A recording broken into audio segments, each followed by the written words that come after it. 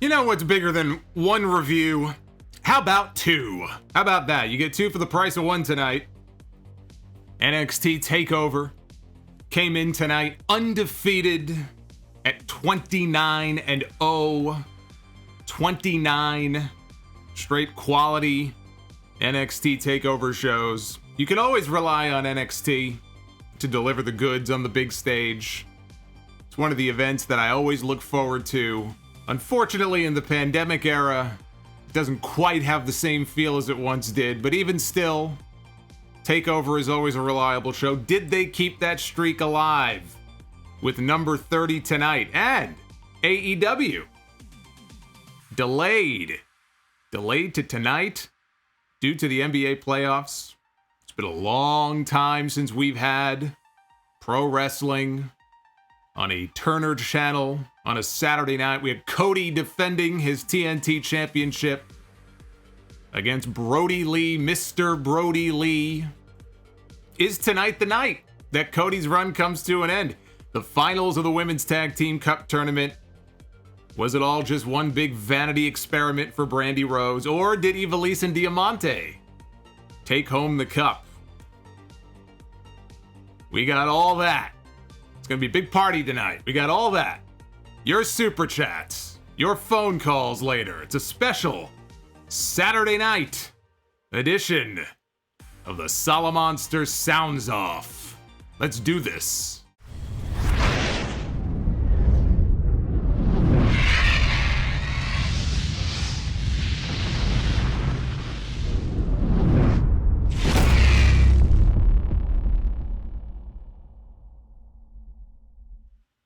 Thank you for spending your Saturday night with yours truly. I am the Solomonster. It is a Saturday night indeed, August 22nd, 2020, and this is a very special double whammy, I guess you want to call it, edition of the Sound Off. We have an AEW review. We have an NXT review. I've never done the hybrid review before. I usually watch one, then I watch the other one later on. So we're doing things a little bit differently tonight, a little bit of a hybrid stream.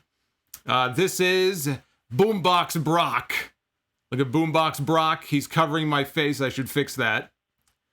Boombox Brock is ready for a party tonight. I can tell that. Let me fix that so it doesn't cover my not so beautiful face. There we go. What's going on, guys? We got people filtering on in. This is going to be a fun night. Solomonster for president, says Chris Bello. I don't want the job. I do not want the job. This is a busy weekend. This is SummerSlam weekend. This is a very busy week. A lot of pro wrestling, a lot of wrestling tonight. Been a lot of work. I got to tell you one thing. This is the first time I have attempted to do the dual viewing of both shows. It was a little bit different tonight because on the NXT side, a lot of in-ring action, especially in the ladder match. I will never do this again. This was not easy. It's not easy trying to keep track of all the things going on at the same time. It was tougher than I thought it would be. It's one thing to watch them both simultaneously, but to take notes and try to keep track of everything going on, it was a challenge. I will tell you that. It's a challenge. So we've got AEW and NXT to talk about, like I said. Hit that thumbs up button if you have not already done so, please. I would very much appreciate that. People in the chat, mods, everybody who's filtering on in, do me a favor while I'm doing my thing. If you can go ahead and let all the people coming in know to hit that like button, hit that thumbs up. I sure would appreciate that. Super chats, as you can see, are coming in. I will be reading those off a little bit later on in the show. I will get to all of your messages, so if you want the special donation amounts, as always, they're in the description down below. We got some new ones. I try to change it up, make it a little fun for everybody, but you can give whatever you want if you want to give anything at all. And a little bit later on, maybe we'll hit the leaderboard, see who's in the number one spot. For those 20 bucks and up folks, do something a little special for them. So all that good stuff. So what we're going to do here, we are going to start with AEW, because that was the first show on the air tonight. We're going to start with AEW, which was preempted on Wednesday due to the NBA playoffs. And opened tonight with FTR against Private Party. They didn't waste any time. They went right into the show, no entrances. They had the intro to the show, and then boom, right into the action. So we're going to start with that. We'll get to NXT TakeOver in just a little bit as we go along here. Let me know in the chat, by the way, if everything sounds good, looks good on your end, so I know that you guys are ready to go. And hit that thumbs up. But yes, we had FTR and Private Party in the opening bout. FTR with Tully Blanchard in their corner. Very interesting. Out of nowhere, Tully Blanchard is now managing FTR. That's a bit strange. There was no explanation for it. They tried to explain it a little bit later on. They had a backstage promo. But the last time that we saw FTR and Tully Blanchard in the ring together was the Rock and Roll Express segment. I guess it was last week. And Tully was ripping the Young Bucks a new one. He was ripping FTR a new one. You know, you guys are talking about each other and talking about yourselves, and neither one of you were the tag team champions. So I wonder what changed. I wonder what changed in his opinion that now he would go ahead and manage them. I love the jackets too. They had these special like FTR jackets on. It was very Brainbuster-esque. Reminded me of the Brainbuster days. Bobby Heenan coming out with the jackets. So I like that. This built to a hot tag to Isaiah Cassidy. Cassidy hit a springboard cutter on Cash Wheeler. Slingshot cutter on Harwood for a near fall. Marquen blind tagged himself into the match, hit a springboard crossbody for another near fall. Cash Wheeler, in the middle of all of this, hit this magnificent Arn Anderson, just picture perfect Arn Anderson spine buster. Very appropriate given that it was Tully Blanchard was standing not even 5 feet away when he hit that move. Picture perfect. Loved it. I do wonder though, let me back up a little bit here. So we're talking about Tully Blanchard managing FTR, but it was Arn Anderson who's been hanging around FTR, and Arn Anderson was in the room when they signed their contracts. So is Arn okay with this? I mean, we really didn't get a big explanation about what Arn's role in all of this is, if anything. So they have to, you know, at some point they're going to have to clear that up. They're going to have to clarify that for us. Isaiah Cassidy went for a dive out onto Harwood on the floor. Tully pulled Dax out of the way. He went splat on the floor, crashed and burned. In the ring, Goodnight Express puts away Marquen, the former Shatter Machine. I thought it was a good opener. This was a good opener, good way to open the show, and might we be seeing the beginnings of a new faction that everybody's been talking about it, but I've been talking about it here on the AEW reviews now for a while. Right? Some faction is forming here. The only question is, where do all the pieces fit together? Who exactly is going to end up being part of this group? Tully, FTR, what about Hangman? What about Cody? What about Arn? Cody and Arn are in a bad way after what happened tonight, which I'll get to without giving it away too early. Tully and FTR, though, just the beginning. Just the beginning. We had a very good Jon Moxley pre-tape promo talking about MJF and saying, you know, he hopes that he is the future of AEW. He hopes that MJF is the one who, you know, is going to carry, his legacy on for many years to come and carry the company long after he's gone. Moxley's not even sure if he'll be around another 18 months with everything that his body has been through. And he mentioned that he hopes MJF can move out of his parents' basement and finally lose his virginity. Cut to MJF. He's in a neck brace with his lawyer and his campaign staff flanking him after what happened. You know, Moxley gave him the paradigm shift a couple of weeks ago. And the lawyer does most of the talking, and the lawyer says that they've accumulated 5 million signatures on some sort of, I guess, online petition to ban the paradigm shift. They want to ban the paradigm shift, and they want Moxley to sign off on it. I don't know why they need Moxley's permission, but okay. They want Moxley to sign off on this. Well, why would Jon Moxley sign off on not being able to use his signature move? That doesn't make any sense. But they want him to sign off on it. If he does not, the lawyer said he will sue Jon Moxley. And actually his exact quote was, he'll sue him so hard that he'll have to part his hair to poop. And I'm not quite sure what that means. Is he implying that he shits out of his head? I didn't quite get that analogy. Perhaps somebody in the chat can enlighten me if you've heard that before. I've not heard that expression before. It's a little strange. But he said that he's going to fax the contract over to Moxley for him to review and for him to sign. I love the idea that Jon Moxley has a fax machine at home. And even if he did, that he would even know how to use one. I think it's been long enough where I wouldn't even know how to use one. Who uses faxes anymore? Anyway, the build continues. The build continues for All Out. As we have more people streaming in, joining us live here on a Saturday night. I want to thank everybody who is joining us right now so far. And everybody who joined me also, by the way, this is my third stream. Yeah, third stream in 4 days. Everybody who joined me on Thursday afternoon for the SummerSlam prediction stream, we had a lot of fun on that stream. We had some good calls too. So I want to thank you. I know we got some familiar faces who are here joining us tonight as well. So it's good to have everybody back together. It's good to have everybody back together. Let me just try to run through some of these super chats real quick before they build up too much. A good problem to have, I know. But Rican Son, who I don't think is with us right now, I think he had a duck out.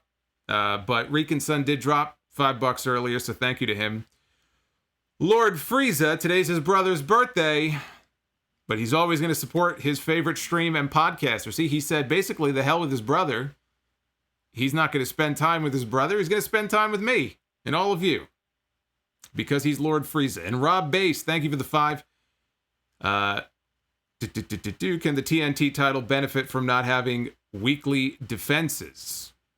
Well, that's the nature of the belt. It's basically a television title. So they want to get as many TV title defenses in as they possibly can because they feel it's a draw. You know, it draws ratings, it draws numbers. So I don't see that going away anytime soon. The Lucha Bros and the Butcher and the Blade. 6-man tag team action. Actually, no, 8-man. I can't count. 8-man tag team action against Jurassic Express, Jungle Boy and Luchasaurus, and The Natural Nightmares, Dustin and QT Marshall. This match was a hot mess, as they say. Sloppy Joe. This whole match was a sloppy Joe. Talking about sloppy moments here in this match. Jungle Boy, there was one point where Jungle Boy missed a dive out of the ring. You know, and Jungle Boy does dives every single week. I think the Blade maybe was supposed to catch him. He didn't. And he almost killed himself. He almost killed himself on the dive. Then we had Luchasaurus hit a terrible chokeslam. This was like Undertaker trying to chokeslam Hulk Hogan at Judgment Day in 2002, where he just didn't want to go. Terrible chokeslam. He hits a rough standing moonsault. Nothing seemed to be clicking here. Then we had Dustin. He went for his new favorite move, the Destroyer. Almost landed on top of his head. What a mess this turned into here. My goodness. So we had Jungle Boy and the Blade. They ended up as the legal men of the ring. All of a sudden, Pentagon and the Blade are having an argument because they're arguing over who's going to finish off Jungle Boy. Pentagon wants to hit his finishing move. The Blade wants to hit his finishing move. I don't even know what his finishing move is. But they're arguing about who can beat Jungle Jack. As Undertaker 420, a very calm Undertaker, pops up on the screen. Thank you, Oz and Glorious. So Pentagon shoves him. He shoves the Blade. The Blade goes backwards, and Jungle Boy rolls him up for the win. I detest the roll-up finish. And I blame WWE for this because they're the ones that have poisoned that finish. Now AEW, every time I see a roll-up in AEW, I want to vomit.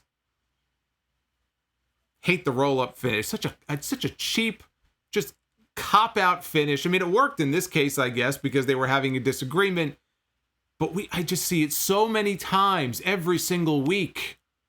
Can't stand these roll-up finishes. You know what I can stand, though? Eddie Kingston.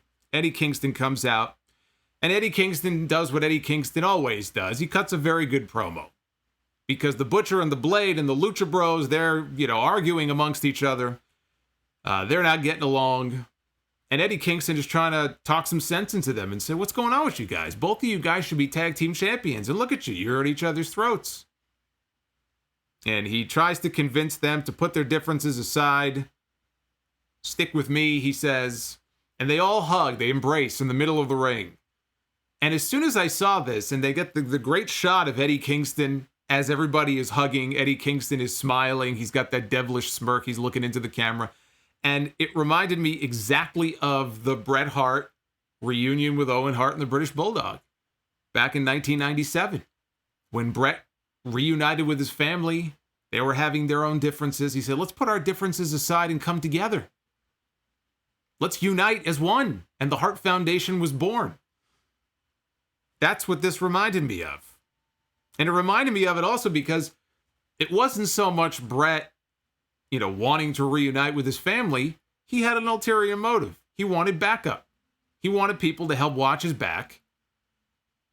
And I don't doubt that Eddie Kingston here in this situation, it's the same thing. So I think this is a great idea. I am all in for Eddie Kingston having his own faction on AEW television. This is what I was kind of hoping they would do with him.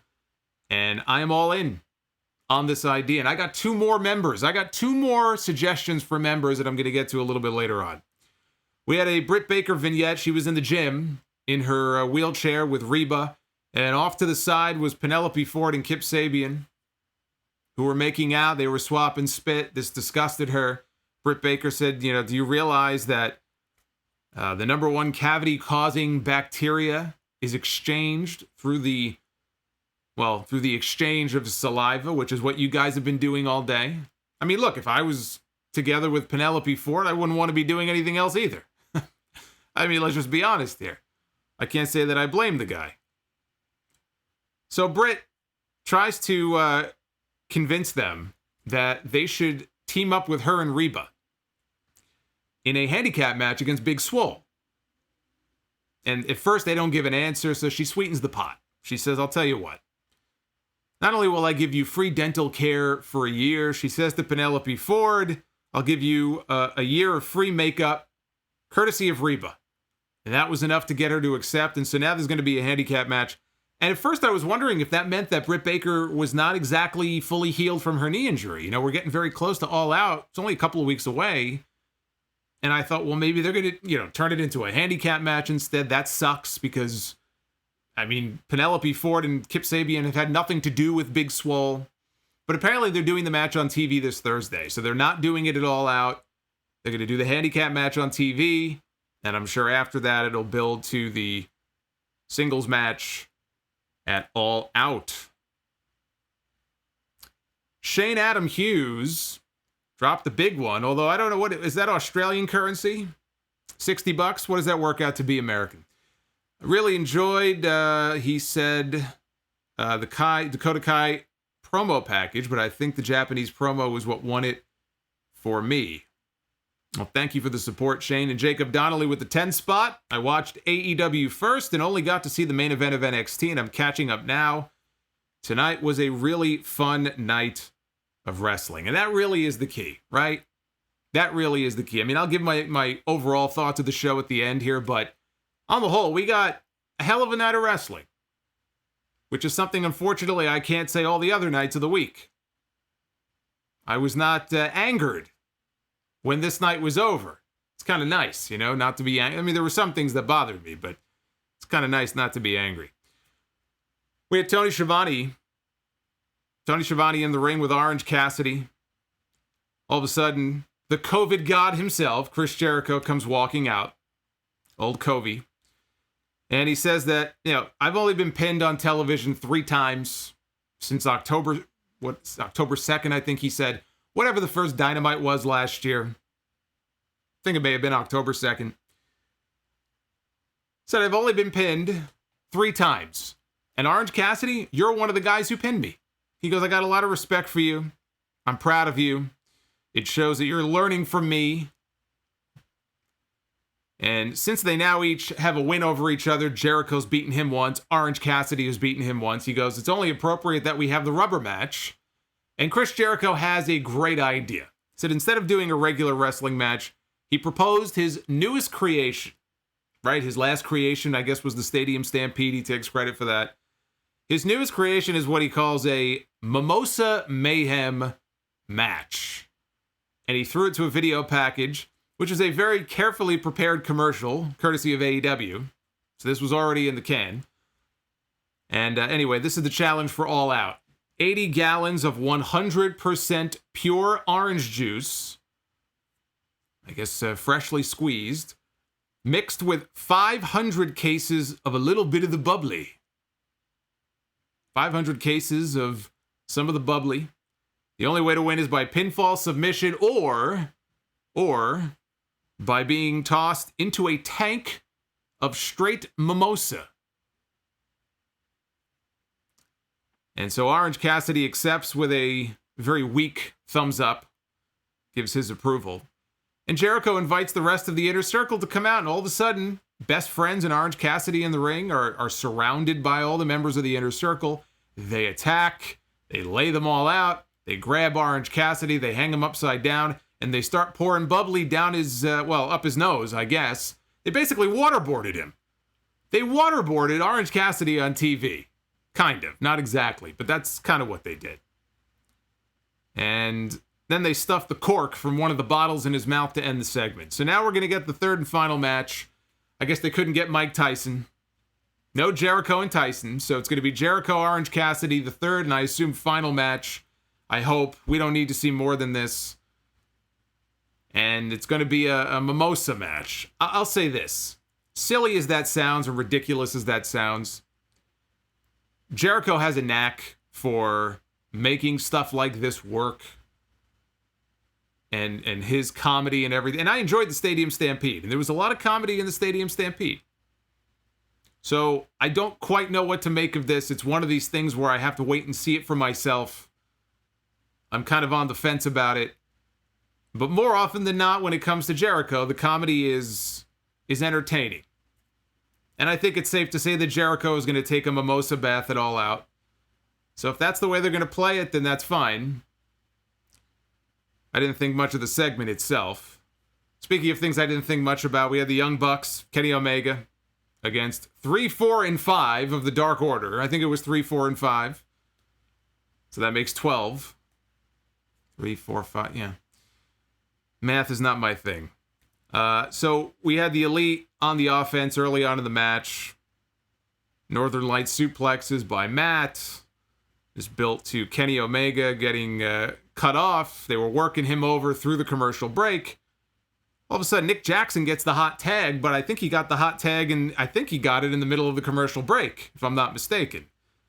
So Bucks go for an indie taker. That gets blocked. We had Nick Jackson hitting all kinds of crazy dives every which way. Kenny Omega helps the Bucks hit the assisted indie taker on Alan Angels. And Kenny Omega uses the one-winged angel on Angels, appropriately enough, for the win. And I didn't care for the match. There was just something about the match. I didn't like it. It just, I don't know. It was just a bunch of, and we do see a lot of this. We see a lot of this in wrestling in general. We see a lot of this at AEW. Sometimes it works, sometimes it doesn't. To me, I watched this match, and, you know, they're in there with 3, 4, and 5 of the Dark Order, which, who could give a fuck about 3, 4, and 5 of the Dark Order? And then it's just the Bucks doing a bunch of dives and shit, and I'm just like, whatever. I really don't care about this match. The important part came after. Kenny Omega, he kept on beating on Angels when the match was over. We've seen this before from Kenny Omega where he loses his cool. So he's beating up on Angels. The Bucks are trying to back him off and talk some sense into him. Calm down. The match is over. Calm down. And he was just acting all crazed.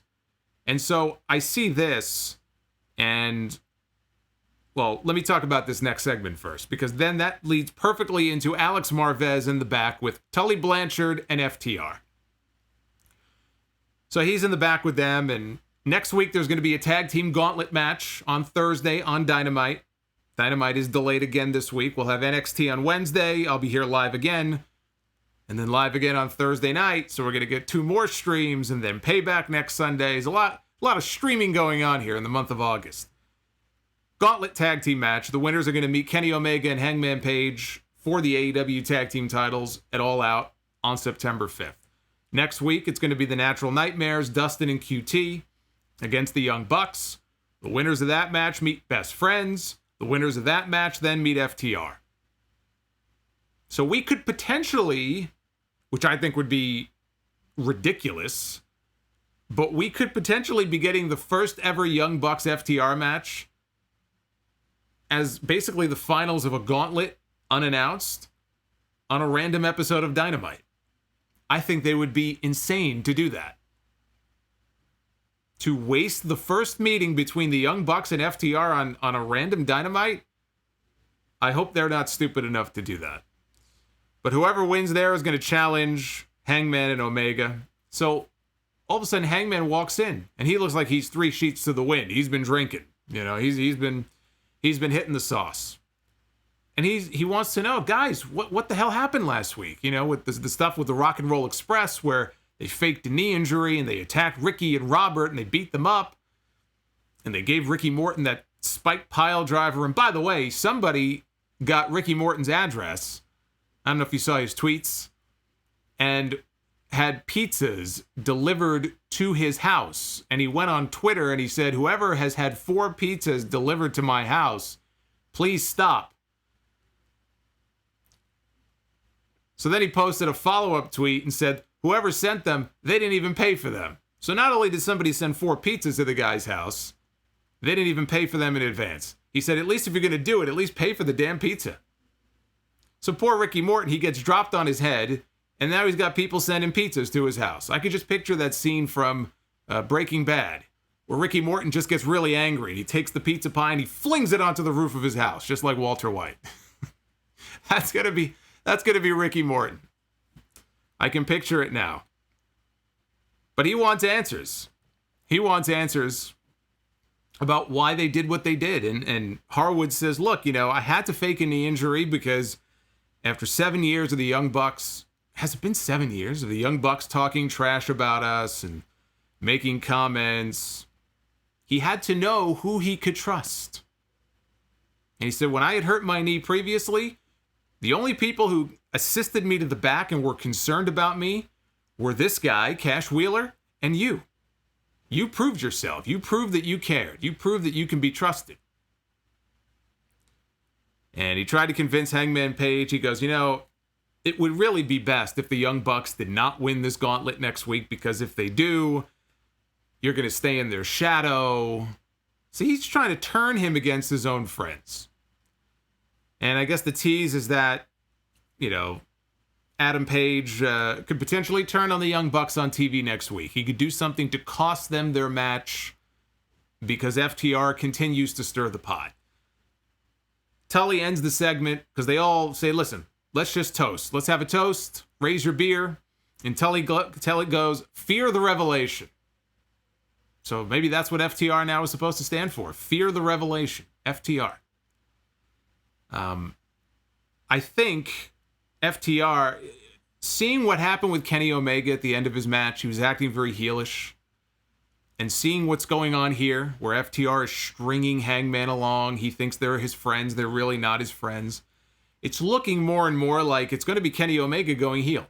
Hangman is going to get turned on, he's going to get screwed over, and Kenny Omega is going to end up being the one who goes heel when they lose the belts at All Out. It should be FTR. It should be FTR winning the gauntlet, going to All Out, winning the championships. And their master plan has worked, right? They came into AEW, they won the belts, they've tried to turn the Elite against each other and fuck with the Bucks. That could be their next shirt. Fuck the Bucks. FTB. But I think Kenny's going to be the one going heel. And you know what? That's the way I would do it. I think Kenny Omega needs to go heel. Hangman Page, it would be crazy to turn him. Kenny Omega should be the one going heel. Let's get some of that old Kenny Omega back. The cleaner, Kenny Omega. Let's get that guy back on TV. Right? Food Hive with the $5. He says, I'm pissed that the Elite, at the Elite, Cody and company got murdered. Where the fuck were they? All hail the Dark Order. Fangestic, are you ready for your mimosa bath? Well, I'm always ready for a mimosa bath. I got my Jack Daniels bath waiting for me when I'm done with the stream. And Dry Chicken Without Flavor. Great wrestling tonight. Great NBA action tonight. Great weekend to be a wrestling and a basketball fan. Well, you wouldn't be saying that if you were a fan of the New York Knicks. So you keep that to yourself. We had Darby Allin I can't really call it a squash because he was getting his ass kicked. This guy kind of looked like Willie Mack a little bit. I thought it was Willie Mack because I'm going back and forth between the two streams. And I look up and I see this guy and I'm like, is that Willie Mack? And I'm like, no, it's Will Hobbs. And he's beating on Darby Allin, and Darby fights back and hits the coffin drop and gets the win. So Taz was back on commentary again. Excalibur is not. I believe Excalibur might be back next week. I think the last word was that Excalibur was going to be back on commentary for the August 27th show, so we'll find out in less than a week. Taz, though, stands up at the announce desk with a mic. He says, yo, Darby. Hey, Darby. Over here, Darby. Says, got a new member. We got a new member of Team Taz. And he goes, as a matter of fact, his name is also Darby. And he points to the aisleway, and Darby Allin's music plays. And out comes a Darby Allin lookalike. And we get a good look at him, and it's Ricky Starks. And Ricky Starks is dressed up just like Darby Allin. He's got the fingernail paint. He's got the face paint. He comes out with the skateboard. And he's cutting a promo on Darby Allin. Brian Cage attacks from behind, hits him with the FTW title. They beat down Darby Allin, and that was the angle. Ricky Starks, again, on the microphone, cut a hell of a promo. While Darby was down, he got up in his face. Ricky Starks, I've been singing this guy's praises for a long time. Ever since I first saw him in the NWA, on Power. Promo-wise, charisma-wise, he's got something. That's why they signed him. This was Taz's call, legit. This was not some plan the company had. When they brought him in, Taz said, I want him in my faction. Taz quite literally recruited him in storyline and behind the scenes to be part of his act because he saw something in him as well. So it's cool to see him in that position. I was hoping they wouldn't just bring him in and he'd be on Dark every week and nobody would see him. It's very cool to see Ricky Starks doing his thing on TV. And I think the match between he and Darby, when they have one, should be pretty kick-ass. Sammy Guevara. Got Sammy Guevara and Matt Hardy. Sammy comes out onto the stage. He's got those signs, the placards. He's not saying anything, but he's got all these funny messages on there. He's taunting Matt Hardy. And Hardy attacks him with a chair, lays him out. This, by the way, a lot of this happened during the picture-in-picture, which I wish they would not do this. Come back from break, and Hardy is still beating on him. He tosses Sammy off the stage, down through a table. He goes down there. He's threatening to do to Sammy what Sammy did to him. He's going to take a chair. He's going to wreck this fool. All of a sudden, all the referees come out to stop him from doing it. And apparently, they're going to have a tables match on Dynamite this Thursday, which is kind of strange. I thought they would save it for the pay-per-view, but I guess they're doing it on TV. And here was one of my favorite parts of the show. I could have sworn I just said something about this last week. I don't know if I had brought it up or somebody maybe super chatted and I agreed with them. I thought it was a great idea, but we cut to a video, a pre-tape promo with Thunder Rosa, who has a championship on her. She acknowledges it as the NWA World Women's Championship. Thunder Rosa wants Hikaru Shida. She heard Shida's call for challengers last week because Shida has no challenger for All Out. So she heard what Shida said, and she wants to take her up on her challenge for an AEW Women's Championship match at the pay-per-view. So all of a sudden, if Thunder Rosa is in the women's division in AEW, this division just got that much better. Thunder Rosa is very good. Thunder Rosa was, again, one of the shining parts, really, of NWA Power. She is a very capable challenger. Putting her in the ring with Shida in her very first match, it's possible it's just a one-off.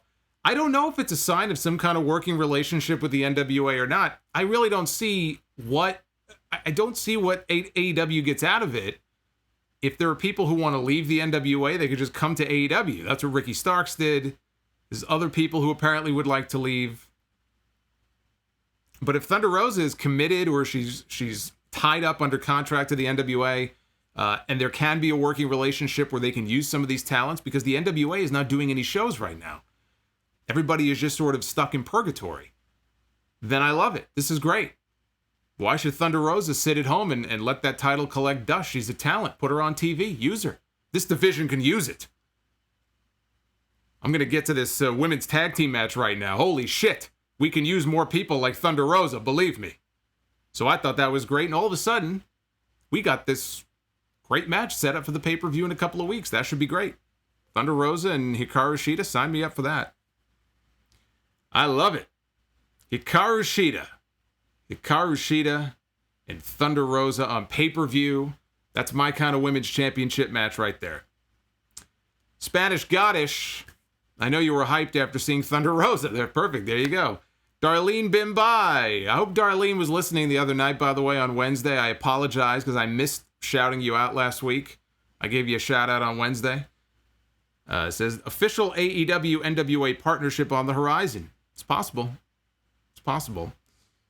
And Spanish Goddess says, maybe Cody against Nick Aldis at Full Gear. Well, you know, Nick Aldis is another one, NWA champion and kind of in limbo right now.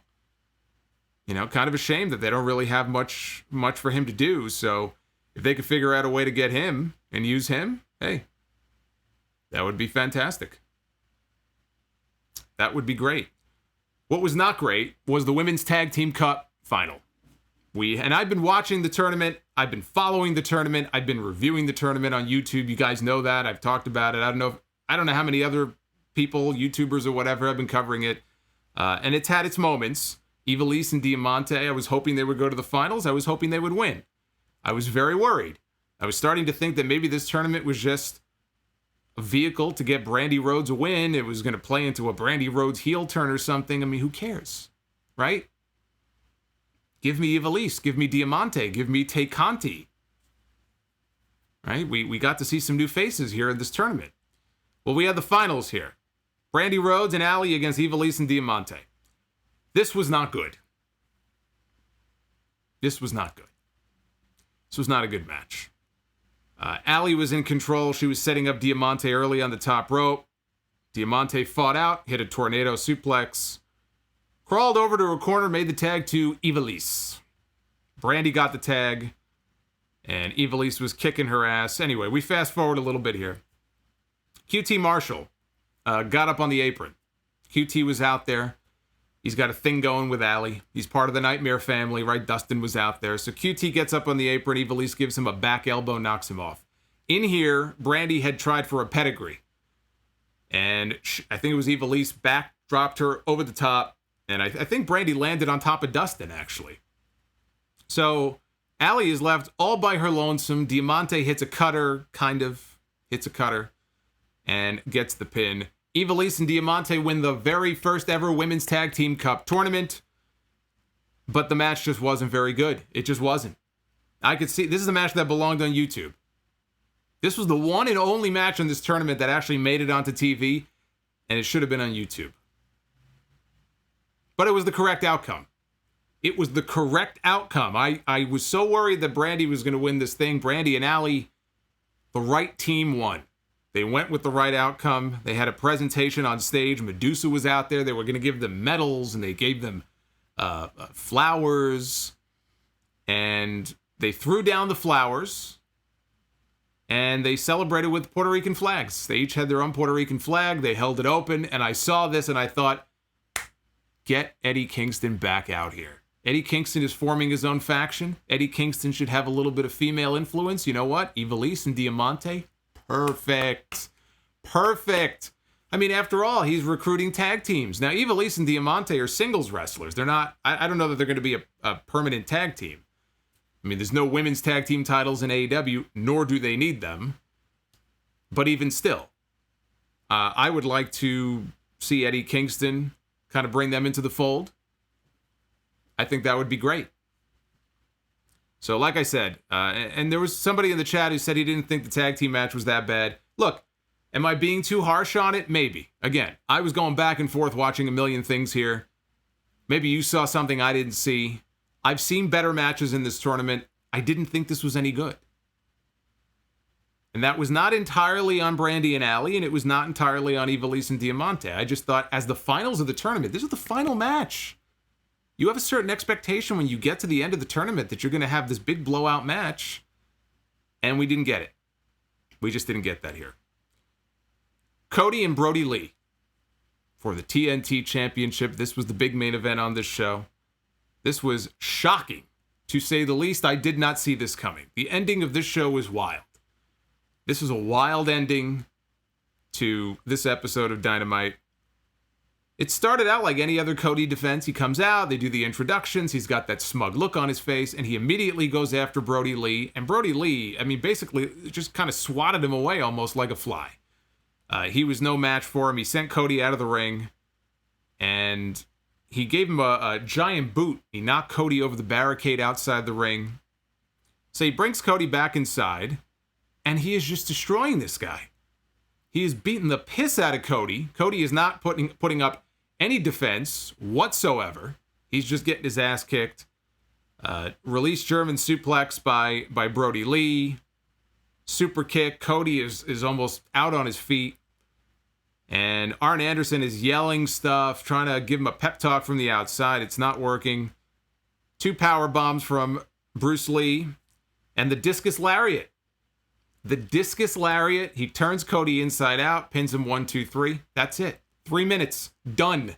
New TNT champion, Brodie Lee. This was complete domination. This match was just a slaughter. Cody got no offense in at all.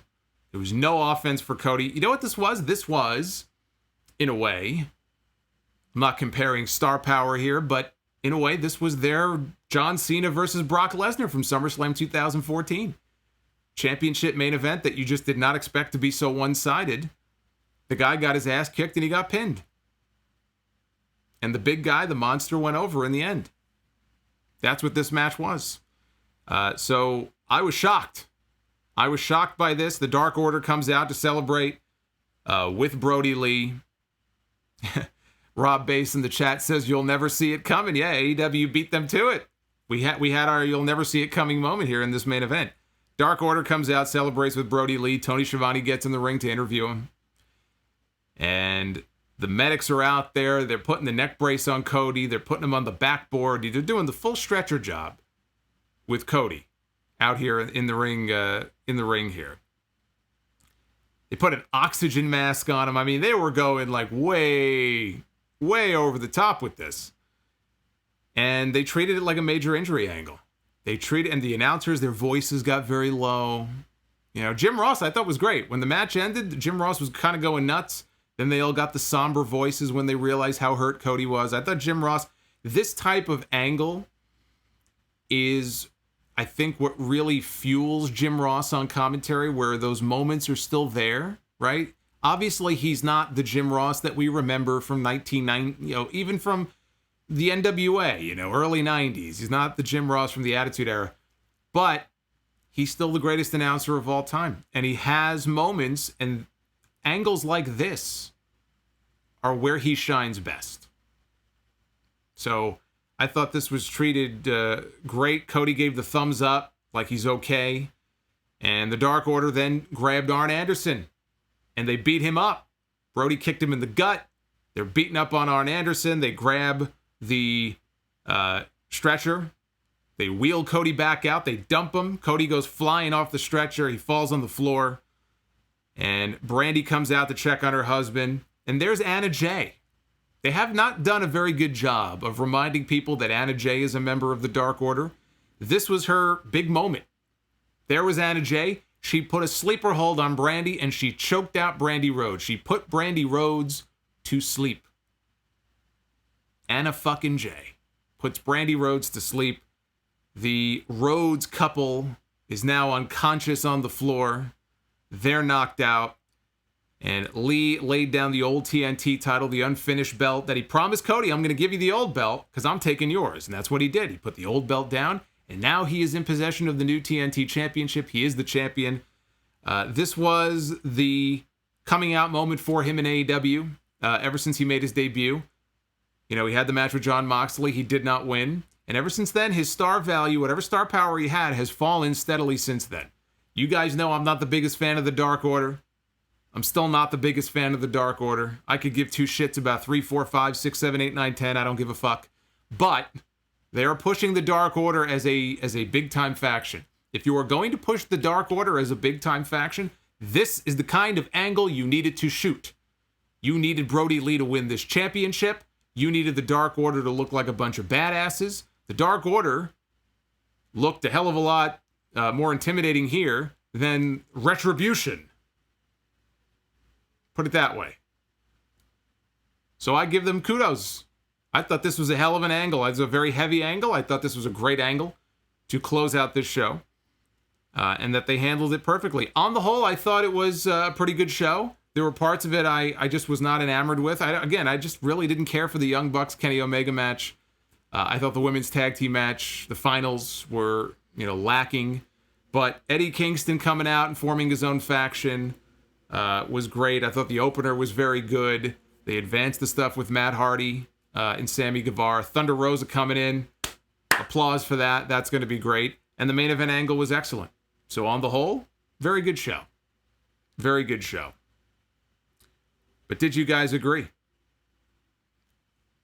There's what you guys are saying so far. If you want to vote in the Twitter poll, at Solomonster, 78.2% thumbs up, 21.8% thumbs down. So there it is. We got 1,500 votes in already. So go ahead and vote. And be sure to let me know what you guys think of the show tonight and anything else you want to let me know about. You can always tweet me. You can tweet me and let me know. Tweet. Tweet, as the birdie says. Let's check out some more of your super chats here as we roll on. As Raw rolls on, Oz and Gloria, shout out to Food Hive and Dried Chicken. John Falchetta, how bad will Vince screw up Keith Lee? Hoodwalk, that NXT main event and finish sucked. Oz and Glorious, AEW, sign Heather Monroe or we riot. And Jackalope Music, Jackalope with a thumbs up to Jackalope. He's one of the big supporters. He's in the chat every week. You gotta love the commitment there. And Faustino Vargas with the $20 drop. Thank you, Faustino. I was let down by the NXT main event. They seem mismatched and out of sync. And my boy Jared dropping, what was it, 30? Was it 30, 35? Jared's great. Jared calls into the streams a lot. But now we are going to switch gears because we have a whole other show now to talk about. We got a whole other show to talk about here. And that show is, there it is, boom. This is now your NXT Takeover review. NXT Takeover 30 was tonight. Like how I did that? Very seamless from one to the other. NXT Takeover was live tonight from Full Sail University, not from the Thunderdome. Triple H said, no Thunderdome. We have a good relationship with Full Sail. We don't want to wreck that. We don't want to piss them off. And so for now, they're going to stay put right where they are in the empty building at Full Sail University. Pre-show had a triple threat match to determine a new number one contender for Imperium's tag team titles. We had Breezango, Oney Lorcan, and Danny Burch. And Legado del Fantasma, Joaquin Wilde and Raul Mendoza. Fandango powerbomb Wilde to the floor, out onto all the wrestlers outside at one point. And he and Oney Lorcan, they started going at it back in the ring. Raul Mendoza did this crazy springboard maneuver. There was a lot of flying going on back and forth here. Joaquin Wilde hit the 450 splash to Tyler Breeze. Looked like he had the match won. Burch and Lorcan broke up the pin at the last second. And Oney Lorcan, poor Oney Lorcan. I like Oney.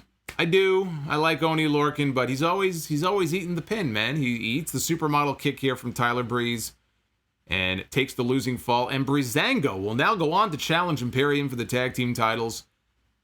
That doesn't do it for me. As Hulk Hogan would say, that don't work for me, brother. I just can't bring myself to care. Who cares? Breezango? They should have given the win to Oney and Danny. Oney and Danny, I mean, they even gave them the video package treatment not too long ago. I thought they were actually starting to get something of a push. And here's Oney Lorcan just eating the pin like he always does. Plus, I think Imperium against Lorcan and Burch would have been a hell of a match. But I just really can't bring myself to care about Breezango getting a tag team title match that I'm sure they're not going to win. So I could have done with a different winner. I mean, the match itself was okay. It was a good match, but I was disappointed by the finish. So then we got the beginning of TakeOver. Vic Joseph on the call tonight with Corey Graves. We don't get enough Corey Graves on TV, so they said, we'll put him on the NXT show. And so out he came. There he was. Out he came, and Beth Phoenix was, I guess, doing commentary remotely. She's not been there live, so she was not physically there. But, Graves, they brought him in as the 30th TakeOver. He's got history. He used to wrestle in NXT. He called a lot of the matches at the earlier TakeOver show, so they brought him back for that. We had other cameos as well. They had Cesaro in the crowd at one point. Drew McIntyre was there. All people who have been part of NXT in the past. They opened with Finn Balor against Timothy Thatcher. This was a straight-up wrestling match. With Timothy Thatcher, you pretty much know what you're going to get. You're going to work body parts, a lot of submissions, very mat-based. I enjoyed the match that he and Lorcan had on TV a few weeks ago. I've been enjoying the Timothy Thatcher, the whole Thatch can thing, and the vignettes where he tortures his students like a true wrestling teacher would be, at least back in the day. That's what they would do. They would stretch you, be like Stu Hart in the dungeon. Timothy Thatcher would have done well in the dungeon with Stu Hart, I have a feeling. So Balor missed the coup de grace off the top rope, was selling his knee. Thatcher was working the knee over for much of the early part of the match. And when he came off the top rope and he was favoring the knee, they zoomed in on Timothy Thatcher, and he got this look on his face because he saw it. He saw that Balor was favoring the knee, and his eyes lit up like a Christmas tree. And of course, he went right for the knee. He went right for the injury and put him in a single leg crab. Balor got the bottom rope. Balor rallied back, put on a face lock. Thatcher reversed it into an ankle lock. Balor rolled out, hit a standing double stomp, hit the coup de grace, followed by the 1916 implant DDT, and he got the pin. 1, 2, 3. They said this was Finn Balor's 12th win, I guess, at an NXT TakeOver. Was that the statistic? I thought it was a very good match. They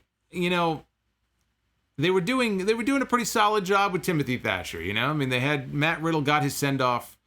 Thatcher won the Fight Pit match, which I'd like to see them do more of those in the future. I'd like for that to be his match, his special. Like the Lions Den was Ken Shamrock's match.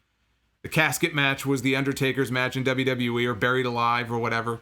I'd like for the Fight Pit to be Timothy Thatcher's match. I felt like he really could have gained something with a win here. Balor has, for me, Balor is very good, but he's reached the peak of what I think he can do in NXT. I think it's time to get him back on Raw or SmackDown. Probably SmackDown. Maybe do something with The Fiend coming out of SummerSlam.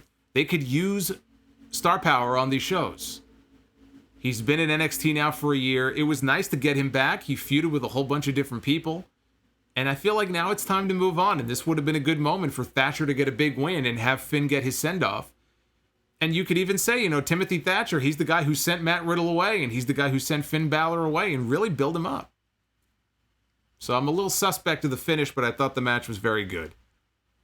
And then we have the ladder match to determine a new NXT North American champion. We had Damian Priest, Bronson Reed, Cameron Grimes, Johnny Gargano, and the Velveteen Dream.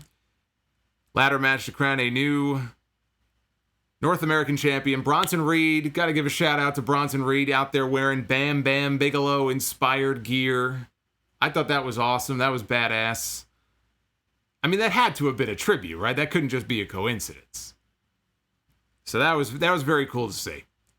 This match was a car crash. This was a match. This match would be hard enough to follow if I was only watching TakeOver. And the fact that I was watching two shows at the same time made this impossible to follow. I had to keep rewinding and going back and just trying to play catch up with this match. I'm sure I missed a few spots in here. I did see the Cameron Grimes spot where they had the two ladders in the ring. He had one leg in one ladder, one leg in the other. He was doing the RVD split. For whatever reason, Bronson Reed got underneath him and looked up. I don't know why you would want to do that. If like upskirting is his thing, hey buddy, you do your thing. I thought that was very strange. That was a very weird moment. I don't know how they do things down there in Australia, but, you know, in the middle of a match here, I wouldn't be looking up people's pants or tights or whatever. Cameron Grimes did he does that thing where the two people collide, and he grabs them and hits the Spanish Fly. Half the time, I don't even know who executed the move. Here, it looked cool. Johnny Gargano was outside the ring. He caught Gargano, hit the standing Spanish Fly on the floor, so I thought that was cool. They had Bronson Reed do a tope. I hate it when the big guys do the tope. We have so many people doing dives. I am so sick of the dives. I am so sick of the roll-up finishes. I can give you a list of all the things that just annoy the fuck out of me. They probably annoy the fuck out of you too. But the thing about it is, like, we've seen a lot of big guys do dives, and I feel like if it was limited to an occasional thing, that would be fine. But it's not. Everybody feels compelled to do these dives, no matter how big you are. That's why Dexter Lumis was not in the match tonight. And the moment that Dexter Lumis did that dive out of the ring a few weeks ago in the qualifier and landed on his feet, which he didn't because you could see the jump cut, he obviously didn't stick the landing and they had to kind of edit around it. I said, this guy's going to break an ankle one day. And sure enough, he didn't break his ankle, but he hurt himself. And because of that, they had to remove him from the match. Maybe he would have walked away with the championship tonight. We'll never know. Now, Dexter Lumis is not as big as a guy like Bronson Reed, but Dexter Lumis is a big guy. Why is he doing dives out of the ring? Why does everybody have to do dives? You know, smaller guys started doing moves like that because they weren't able to wrestle a big man style match. You're taking moves away from them. If I was a smaller wrestler who relied on that kind of offense, I'd be pissed. I'd be like, dude, you're fucking 350 pounds. Why are you taking my shit? I can't do the stuff you do. Why are you doing the stuff that I do? Everybody's got to do dives. I might do a dive on the stream here before we're done. I'm going to back up and dive right into this fucking camera. Everybody in their dives. Candice LeRae. Candice LeRae came out. She got involved and was trying to help her husband out. She grabbed Cameron Grimes off the ladder. She started smacking him and beating up Cameron Grimes.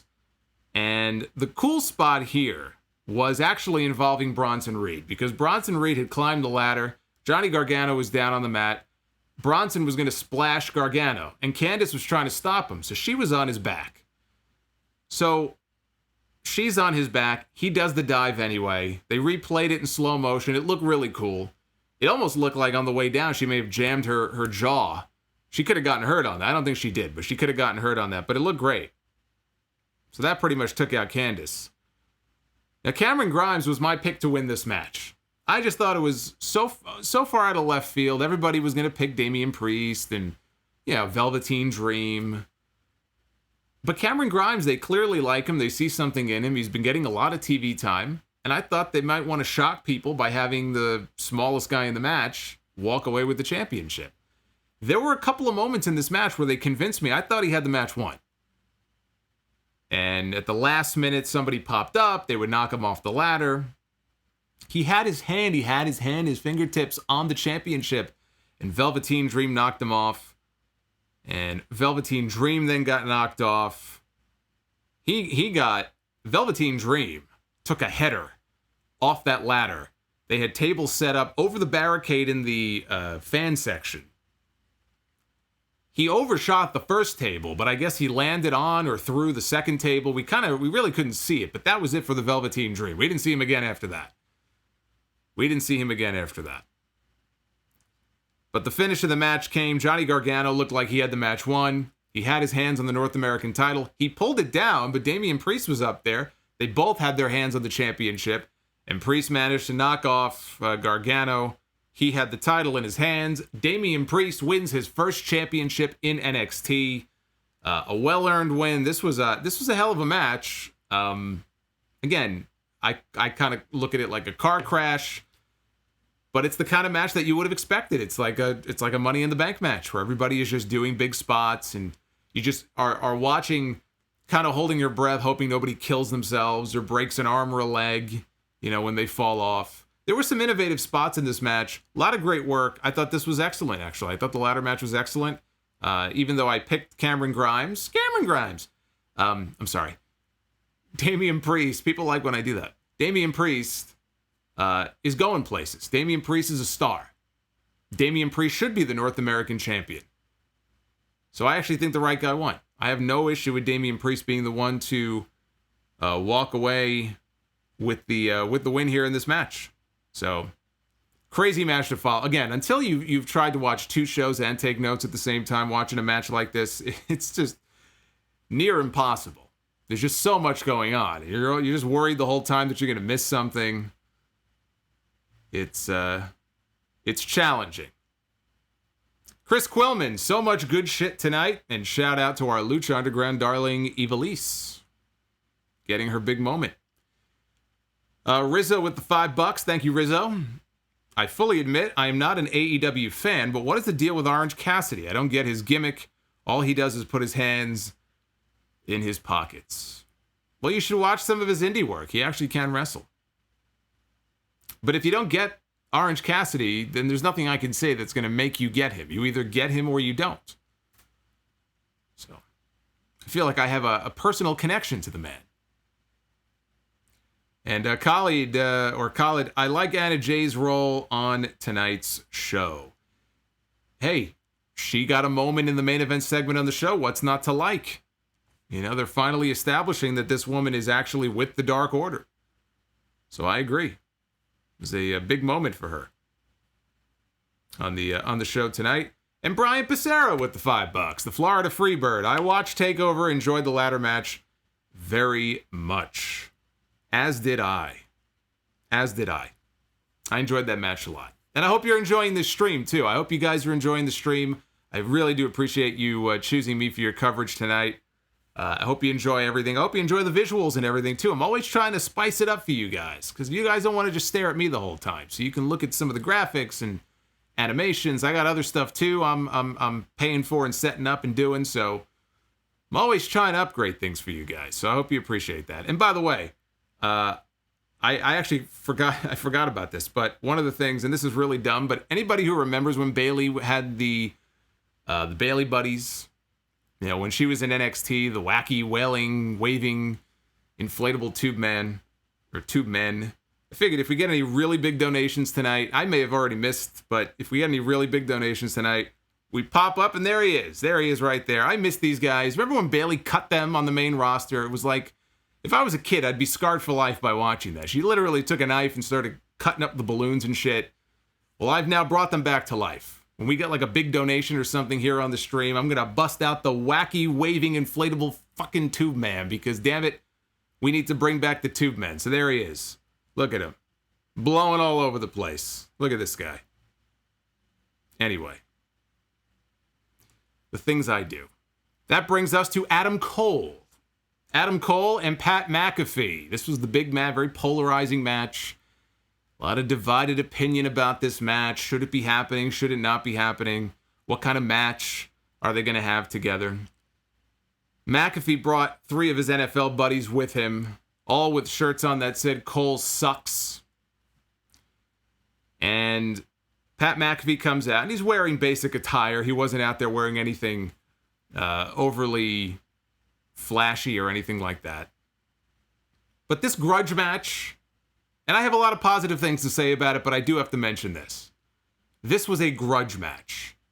This is the big grudge match that's been promoted now for weeks. Adam Cole literally said to him, "I'm going to kill you." That's what he said to him on TV a few weeks ago when he called him an angry little elf. And he said, "You'll always be an angry little bitch." Right? That's what he said to him, right? Bitch. And Adam Cole just tried to strangle this guy and said, "I'm going to kill you." And how does this match, this big grudge match, begin? It starts with a collar and elbow tie-up.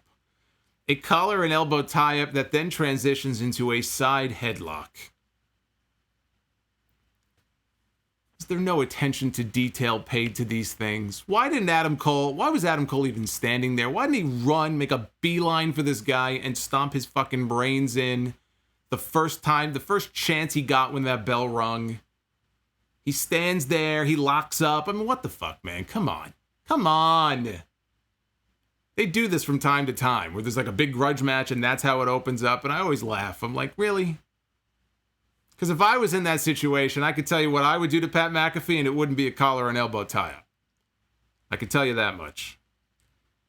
But McAfee, now I said last week, Pat McAfee might impress a lot of people.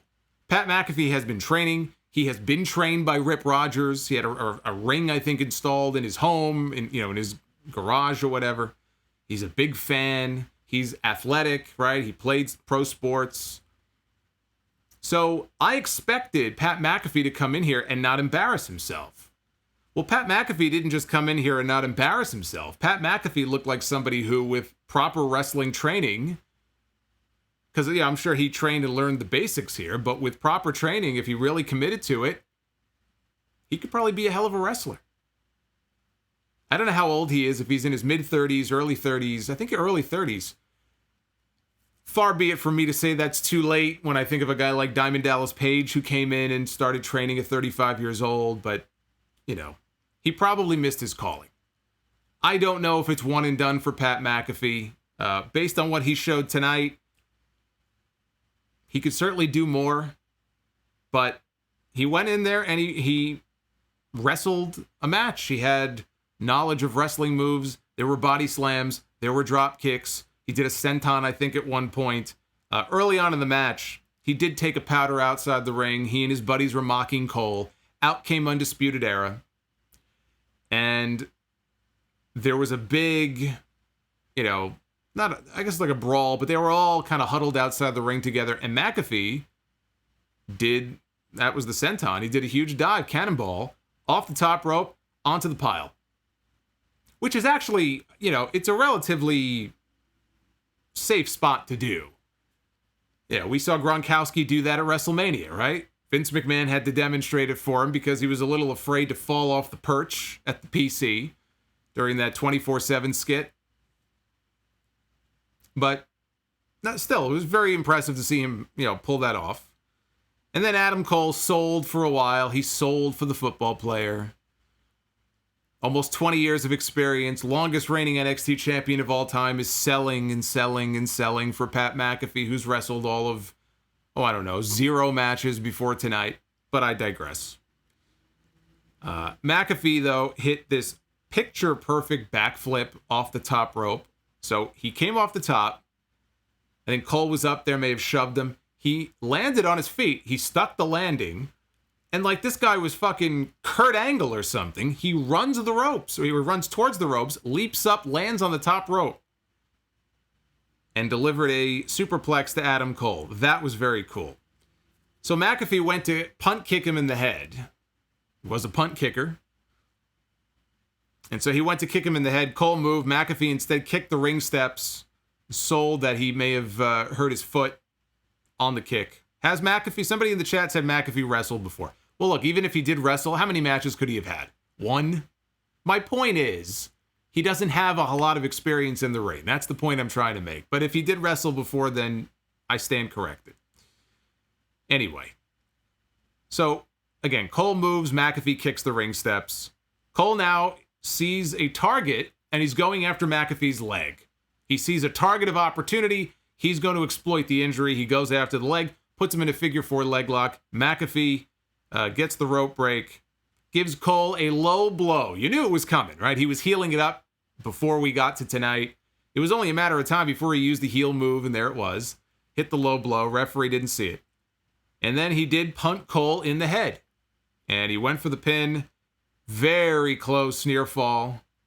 Very close near fall.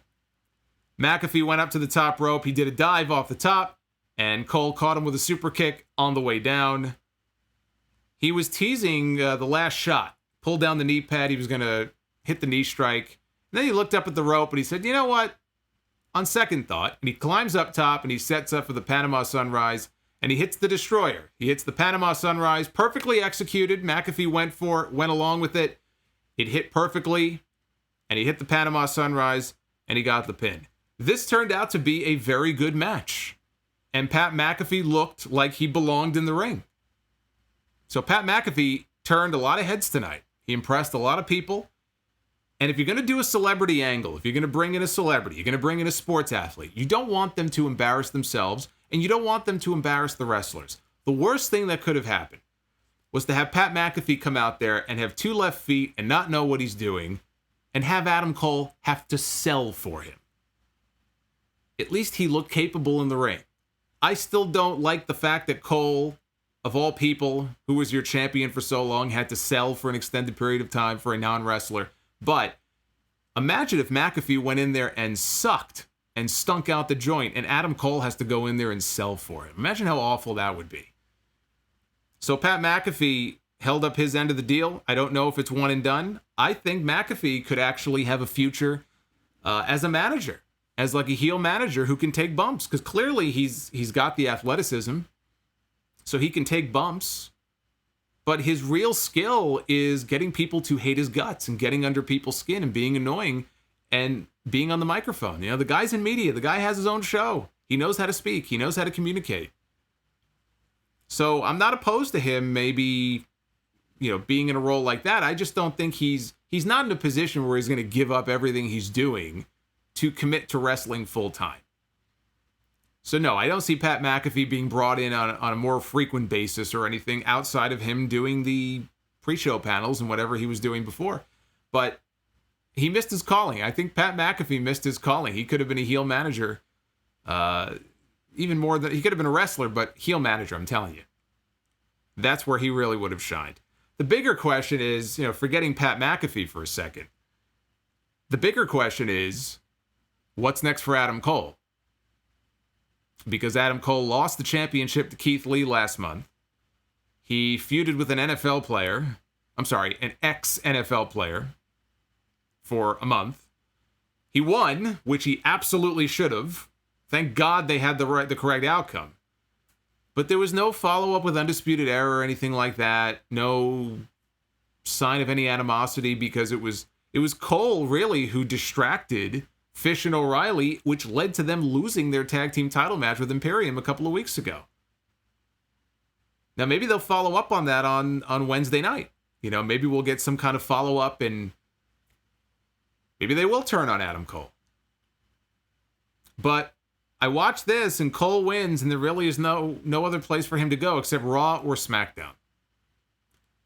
So believe me, and I worry about what's, you know, going to happen. I'm worried about how he's going to be used in his future on the main roster, but I think the time has come. And, you know, shout out to Dean, by the way, who emailed me, one of my listeners. You know, tomorrow night we're going to get Randy Orton against Drew McIntyre for the WWE Championship. And I've got Randy Orton pegged to win the title. That's my prediction for the match. But if Drew McIntyre were to retain the championship tomorrow night, could Adam Cole, and maybe Undisputed Era as well, could they be Raw bound? Could there be a program in the making or a match between Drew McIntyre and Adam Cole? And what a visual that would be. I mean, if you're trying to establish Cole, I mean, again, the size thing, I can't see them. I could see that being an issue for him. And to see him face the chest with Drew McIntyre maybe isn't the best visual in his first feud. But there's a history there. Adam Cole debuted here in Brooklyn at TakeOver 3. TakeOver Brooklyn 3, I believe it was. That was the night Drew McIntyre won the NXT Championship. Undisputed Era attacked. Adam Cole debuted that night. There's a history there. If they want to play off it. Now, a lot of times when somebody goes to the main roster, they ignore it. They ignore their NXT history when it comes to feuds and stuff like that. But maybe it's time. Because I don't see what's left for them. What is left for Undisputed Era on NXT? What is left for Finn Balor? It's time to move on. We have Bronson Reed now, and Cameron Grimes, and Damian Priest, and we've got Karrion Kross, and Jake Atlas, and all these new faces that are starting to pop up on the show, and Dexter Lumis. The new generation is taking over the show. And I think you can begin to phase some of these other faces out. Ciampa's going to be there. Ciampa has said he'll quit. He'll retire before he ever goes to Raw or SmackDown. Maybe he'll have a change of heart, but he has said that, and he was serious about it when he said it. He's not going anywhere. Gargano's probably not going anywhere for a while. Those guys are going to be there. But I think it's time for Adam Cole and Undisputed Era perhaps to make that trip. Let's check out your super chats. Play some catch up here. I do read them all.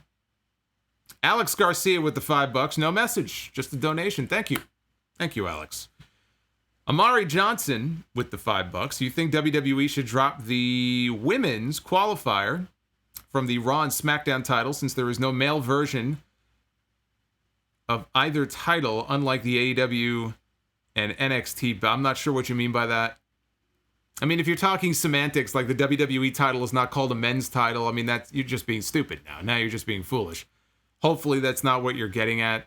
I mean, they could do whatever they want. I think it's pointless to change it. It's the women's championship. That's fine. If they just want to, I just think it creates confusion. But look, if they want to drop the qualifier, then drop the qualifier. I mean, unless you're suggesting they should call it the WWE Men's World title, which I think would be incredibly stupid. Garris Vicarian, it's the elite life of John and Brodie. Not sure what that was in reference to, but all right. Cuba the Goat, yo, Jason, Mike Tyson or Muhammad Ali? Oh, Mike Tyson or Muhammad Ali. Now, in a fight, in their prime, or just who's the bigger star? I mean, I can't vote against Ali. Ali is the GOAT. It's like I got a question the other day about MJ or LeBron. I got to go with MJ. Dry chicken without flavor. I would form a female subgroup faction of the Dark Order with Anna Jay, Tay Conti, and Ali. Oh, that could work. Jackalope Music again, and Rob Bass. Shout out to Rican Sun, Chris Quillman, Lord Frieza, and JC Zephyr. And James H. Thank you for the $5. Did not see AEW. Well, if you missed it, I got my AEW review done at the beginning. So when we're done here, you can go back and check that out.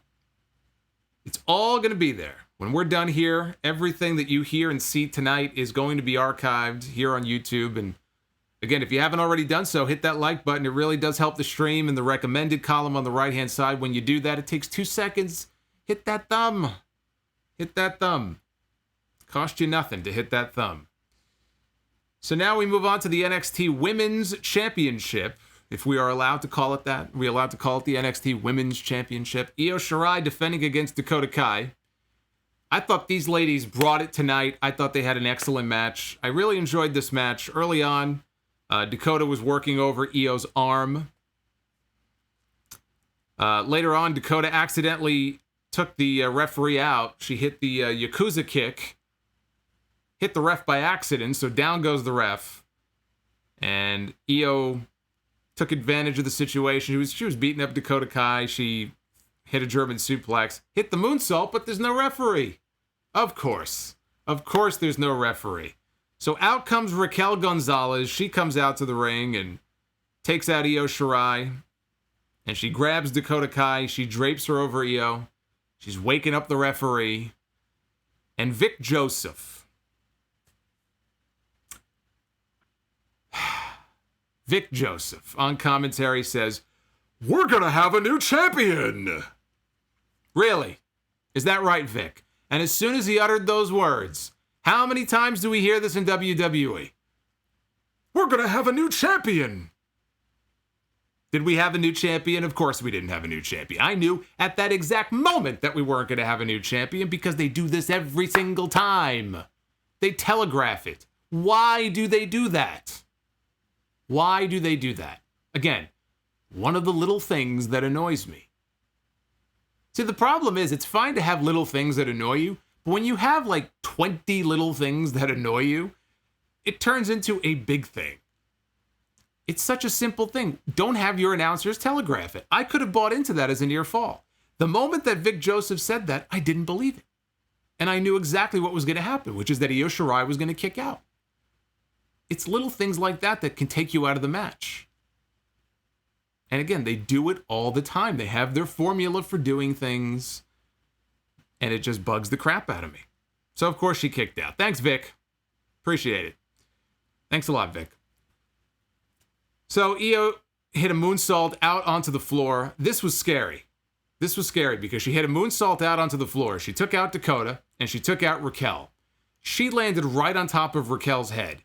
And it reminded me of Zima Ion and Jesse Sorensen in TNA. How many of you remember that? It was A simple moonsault. Jesse was outside the ring. Jesse had a promising career, young kid, played football, looked like $1 million. A lot of people very bullish on his future. Zema Ion comes off the top rope, who's now Joaquin Wilde in NXT. And just the way he landed right on top of his head, he paralyzed him. Now, thankfully, he was able to recover, but he was very, very seriously injured because he landed right on top of his head, and I guess it compressed his neck. So every time I see a moonsault and somebody either their leg or their knee catches somebody on the top of the head, I think of that. I think of that incident from TNA, and I just hope that they're okay. And I assume she's fine. She was moving around, but yeah, every time I see that, I just get very skittish. That's the first thing I think of. But anyway, back inside, she hits another moonsault in the ring to Dakota Kai, and that was it. She hit the moonsault 1, 2, 3. Io Shirai retains the NXT Women's Championship. After the match, Gonzalez laid her out, attacked Io, and Rhea Ripley's music hits. And out comes Rhea Ripley, and she goes face-to-face with Raquel. Raquel don't want none of that. She backs down. And or Dakota, anyway, tries to convince her to get the hell out of there and pulls her away. And Io's celebrating at the very end. And they had this great shot in the background in the aisleway as Io is in the ring, looking at the hard camera, celebrating and smiling and holding up her championship. In the background, you see Rhea Ripley staring a hole through Io Shirai, making it very clear that she's coming for her championship. She may have to go through Raquel Gonzalez first, but she's still got her sights set on that NXT Women's Championship. We had an advertisement for the return of NXT UK. Despite all the issues recently and the speaking out stuff, and the UK scene was ravaged by allegations, including people who were fired and let go from NXT UK, there was some discussion that, is there a future for NXT UK? Well, here's your answer. NXT UK is coming back September 17th. And Tommaso Ciampa is also coming back. He's coming back for Goldie. Tommaso Ciampa will be back on NXT this Wednesday to do what? Well, let's talk about what happened in the main event first, because one might play into the other. But before that, Damian Priest, I laughed at this. So Damian Priest won the North American Championship earlier in the show. And they have, everything was Sarah, right? Sarah Schreiber goes outside to interview him. First of all, there's a hot tub outside. It's kind of random. And there's a couple of girls, a couple of ladies, lovely ladies, in the hot tub. And Damian Priest does not want to be bothered. He's got a little bit of the bubbly. He's still in his gear, his leather pants and all that, and he gets into the hot tub. He didn't even take his gear off. I think he had his boots on. I hope he took his boots off. I didn't notice, but he's celebrating. He couldn't wait. He couldn't wait. Right there at Full Sail, in his gear. He's going to get into the hot tub with these two fine females. Well, the guy wants to party. He's a ladies' man. What can you say? Punishment Martinez is a ladies' man in WWE. Jesse. I was so happy when Damian Priest won. I was surprised he said by Pat McAfee. And Dry Chicken Without Flavor. Imagine Timothy Thatcher as the face of the Raw Underground for a short-term run. Hey, look. If this Raw Underground thing goes on for a while, I think Thatcher is going to stay where he is for the time being. I guarantee you, by the time Timothy Thatcher even comes, if he ever comes to the main roster, Raw Underground will be a distant memory. Raw Underground ain't going to be here for very long. Believe me. I guarantee you it ain't going to be around that long. But yes, Timothy Thatcher would fit like a glove on Raw Underground. And who knows? Maybe we will. Maybe one day we'll actually get to see it. They have NXT people all around the ring. So, who's to say he doesn't show up? Who's to say he doesn't show up one day? Let us talk about the main event. We got two big boys in the ring for a hoss fight. We've got Keith Lee and we've got Karrion Kross for the NXT Championship. Right out of the gate, Lee goes after Kross, just, barrels over him. Big shoulder block. Works over, Karrion fights back, is working over Keith Lee's arm, his elbow, his wrist.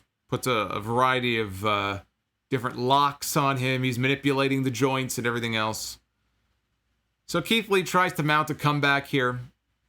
Kross rolls him back into the Kross arm lock, and he cradles him for a near fall. Kross did not let go of the arm lock, though. He kept the move applied. He kept holding on to it. Lee deadlifted him into the air, power bombs him down. And Karrion Kross is a big guy, so that's some power there from Keith Lee. Keith Lee, he's coming back, hits a forearm, knocks down Karrion Kross. These guys are throwing bombs, they're throwing haymakers at each other. And I gotta tell you, as this match is going on, I'm kind of nonplussed by it. It's not really doing much for me. It's cool to see two big guys kind of just throwing haymakers and beating the hell out of each other, but this was not up to the standard that you would expect of a TakeOver main event. It was missing something. There was a certain excitement that was lacking. And I wonder if this was in front of a live crowd. Because the biggest thing missing from these TakeOver shows is that live audience. The way people react to these matches and go nuts, they are as much a part of TakeOver as the wrestlers themselves. And so all of these TakeOver shows are all suffering from the same thing. But I wonder if this was in front of fans, how fans would have reacted to this match. Would they have cheered loudly? Would they have been bored? Would they have started a wave? I don't think so, but you never know, right? I would be very curious. We'll never know how they would have reacted to this. But he hits a Doomsday Saito suplex to Keith Lee. Keith Lee kicks out. Only a 2 count. Then he puts him in the cross jacket submission. And it looked like Keith Lee was on his way out. I thought maybe he was just going to have them knock out Keith Lee where he doesn't tap out or anything. He just passes out from the hold. Referee lifted up his arm. It looked like his arm was about to fall, but at the last second, he held it up like he was a 1980s babyface. You know, if he was Hulk Hogan back in 1986, the arm would have dropped the second time, and he would have been like this, right? And he would have fought his way back up. So anyway, he made his way to the ropes, got the rope break, and he got Karrion Kross up for a spirit bomb. Hit the power bomb, near fall only. So now Keith Lee is in the corner, and he's setting up for something. I don't know if he was setting up for a Vader bomb. I don't know if he was setting up for a moonsault, but he starts climbing up. And Karrion Kross cuts him off, climbs up next to him on the middle rope. And from the second rope on the inside, he grabs Keith Lee, and he hits him with a Saito suplex. Off the rope, off the middle rope. And he gets the pin. 1, 2, 3. In very unspectacular fashion. And I say unspectacular in that it came out of nowhere. Nobody was expecting it. So nobody reacted to it. They tried to play it off on commentary later like people were in a state of shock. They were stunned silent. And maybe some of the wrestlers maybe, in the audience were. But the announcing job on this finish was horrendous. I thought the announcing job on this finish sucked. This was terrible. There was silence. This did not feel like the NXT Championship had just changed hands. This should have been a big deal. This should have been a big, shocking moment. And you would never know. I mean, again, I think Vic Joseph, he was the lead play-by-play guy on the show tonight. There was no call. There was no call. Maybe he was caught off guard too. Maybe he was shocked and didn't know what to say. But in a moment like that, the call is so important. And look, if Mauro was there, Mauro, I guess, was with family. He wasn't able to make it tonight. But if Mauro Ranallo was there, and whether you're a Mauro Ranallo fan or not, if you're a fan like AJ Styles, as you could see on your screen, is a big fan of the Flat Earth Society, thank you, Juan. But whether you're a fan of his or not, Mauro in that moment, I'm sure, would have had like a big dramatic call because that moment warranted it. And there just was nothing. So everything about this just felt completely just unspectacular. It's a good word for it. 6 weeks ago, Keith Lee became the NXT champion for the very first time. And right after that, he surrendered his North American title. He vacated it. 6 weeks later now, only to lose the NXT championship. So Keith Lee goes from a man who once had 2 belts to a man who has none. But this was a huge win for Karrion Kross. You can't deny that. Karrion Kross, they have rolled the red carpet out for this guy since day one when he came into the company. The big entrance, Scarlet, the music, the smoke. He feels like a big deal when he comes out. And it just was not the right time to beat him. They kind of put themselves, I felt like, in an impossible situation here. I didn't want to see Keith Lee lose. It was way too soon for that. But Karrion Kross shouldn't have lost either. And what are you going to do? You're going to do a cheap disqualification or some kind of non-finish in your TakeOver 30 main event? You can't do that. That's some shit you would see on Raw or SmackDown. You can't be doing that in NXT. So there had to be a decisive winner, and they went with Karrion Kross, and it makes me wonder now, what are they going to do with Keith Lee? I'll tell you what they should do with Keith Lee. Keith Lee lost the championship tonight. Keith Lee should be bound for Raw or SmackDown. That's the only explanation that would satisfy me for why you would take the title off Keith Lee this soon, is that he's main roster bound. He's Raw bound, he's SmackDown bound. And you know what? He probably should be. He probably should be. He reached the top of the mountain, North American champion, NXT champion. He put the new guy over. Now they have a big heel as the dominant champion in the face of NXT. They can build their brand around Karrion Kross. I'm kind of shocked that they didn't, Vince McMahon didn't want Karrion Kross, especially in the Thunderdome. I don't think the Thunderdome's going to be around long enough for him to be in there either, but that entrance seems tailor-made for something like that. But now you can build the brand around him as the heel champion, and Keith Lee can move on. You don't think Raw would benefit from having a Keith Lee on the roster? Some new faces? Dijakovic? Maybe Dijakovic is part of Retribution. We haven't seen him in a few weeks.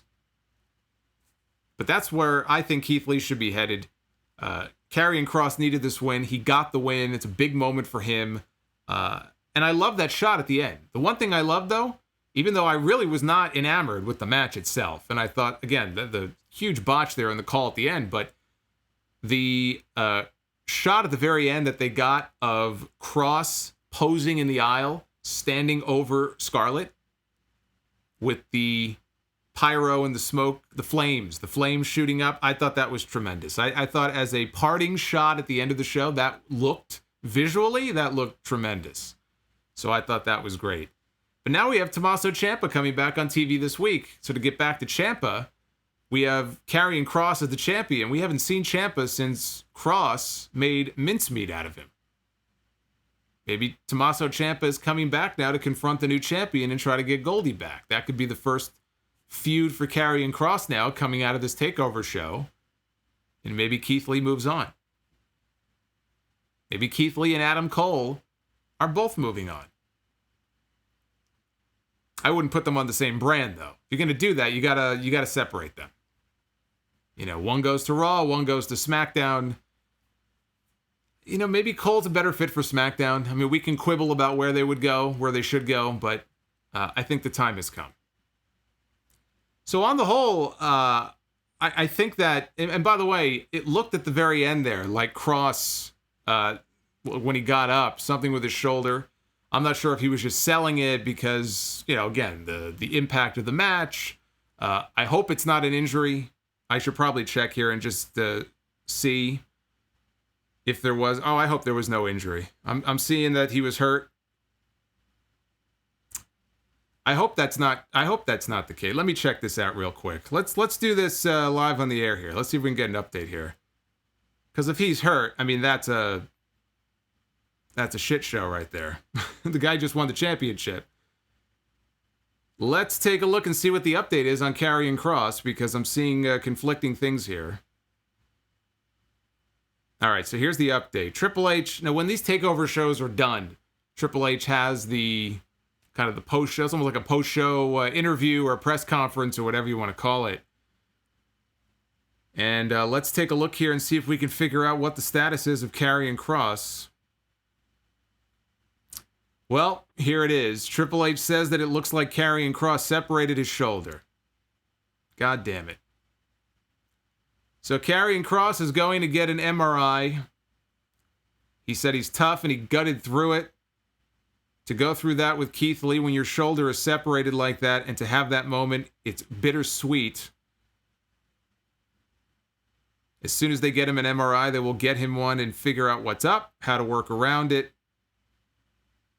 So there you go. That sucks. That's terrible. And a separated shoulder, I mean, again, if it depends, I guess, how bad it is, but, that's an injury that can keep you out for a while. Now, he's not on television every week defending the title or anything, so if it's not as serious maybe as they fear, there are ways around it. They don't necessarily have to strip him of the belt. But, I mean, you talk about a bittersweet moment, that's very bad timing for him. So, I hope once he gets the MRI, I guess we'll have more information on that, but that's awful. That's awful. Now, here's my question. When did he separate the shoulder? Does anybody in the chat pick up on exactly when the injury may have happened? There was nothing that I can recall off the top of my head. And again, I was taking notes, looking up and looking down. It's possible something happened and I just didn't see it in that moment. Was it on a particular spot? Was it on the finish? It sounds like he may have separated the shoulder early in the match. And if that's the case, that could account for why the match maybe was not so spectacular. So kudos to him if he got hurt and gutted it out and kept wrestling for another 5-10 minutes after that. That's a tough son of a bitch. But I don't know how early in the match it happened. So Jake in the chat says it was the Spirit Bomb. Spirit Bomb. All right, well, that came kind of late in the match. But even still, I mean, to wrestle through an injury like that's not an easy thing. So he's a tough SOB. I hope it's not serious. Here's a guy finally getting his big moment, his big break. Right? Everyone's been talking about this guy. Oh, he's got all the potential in the world. He looks like a star. And he does. He looks like a total star. And he finally gets his big moment and he gets hurt.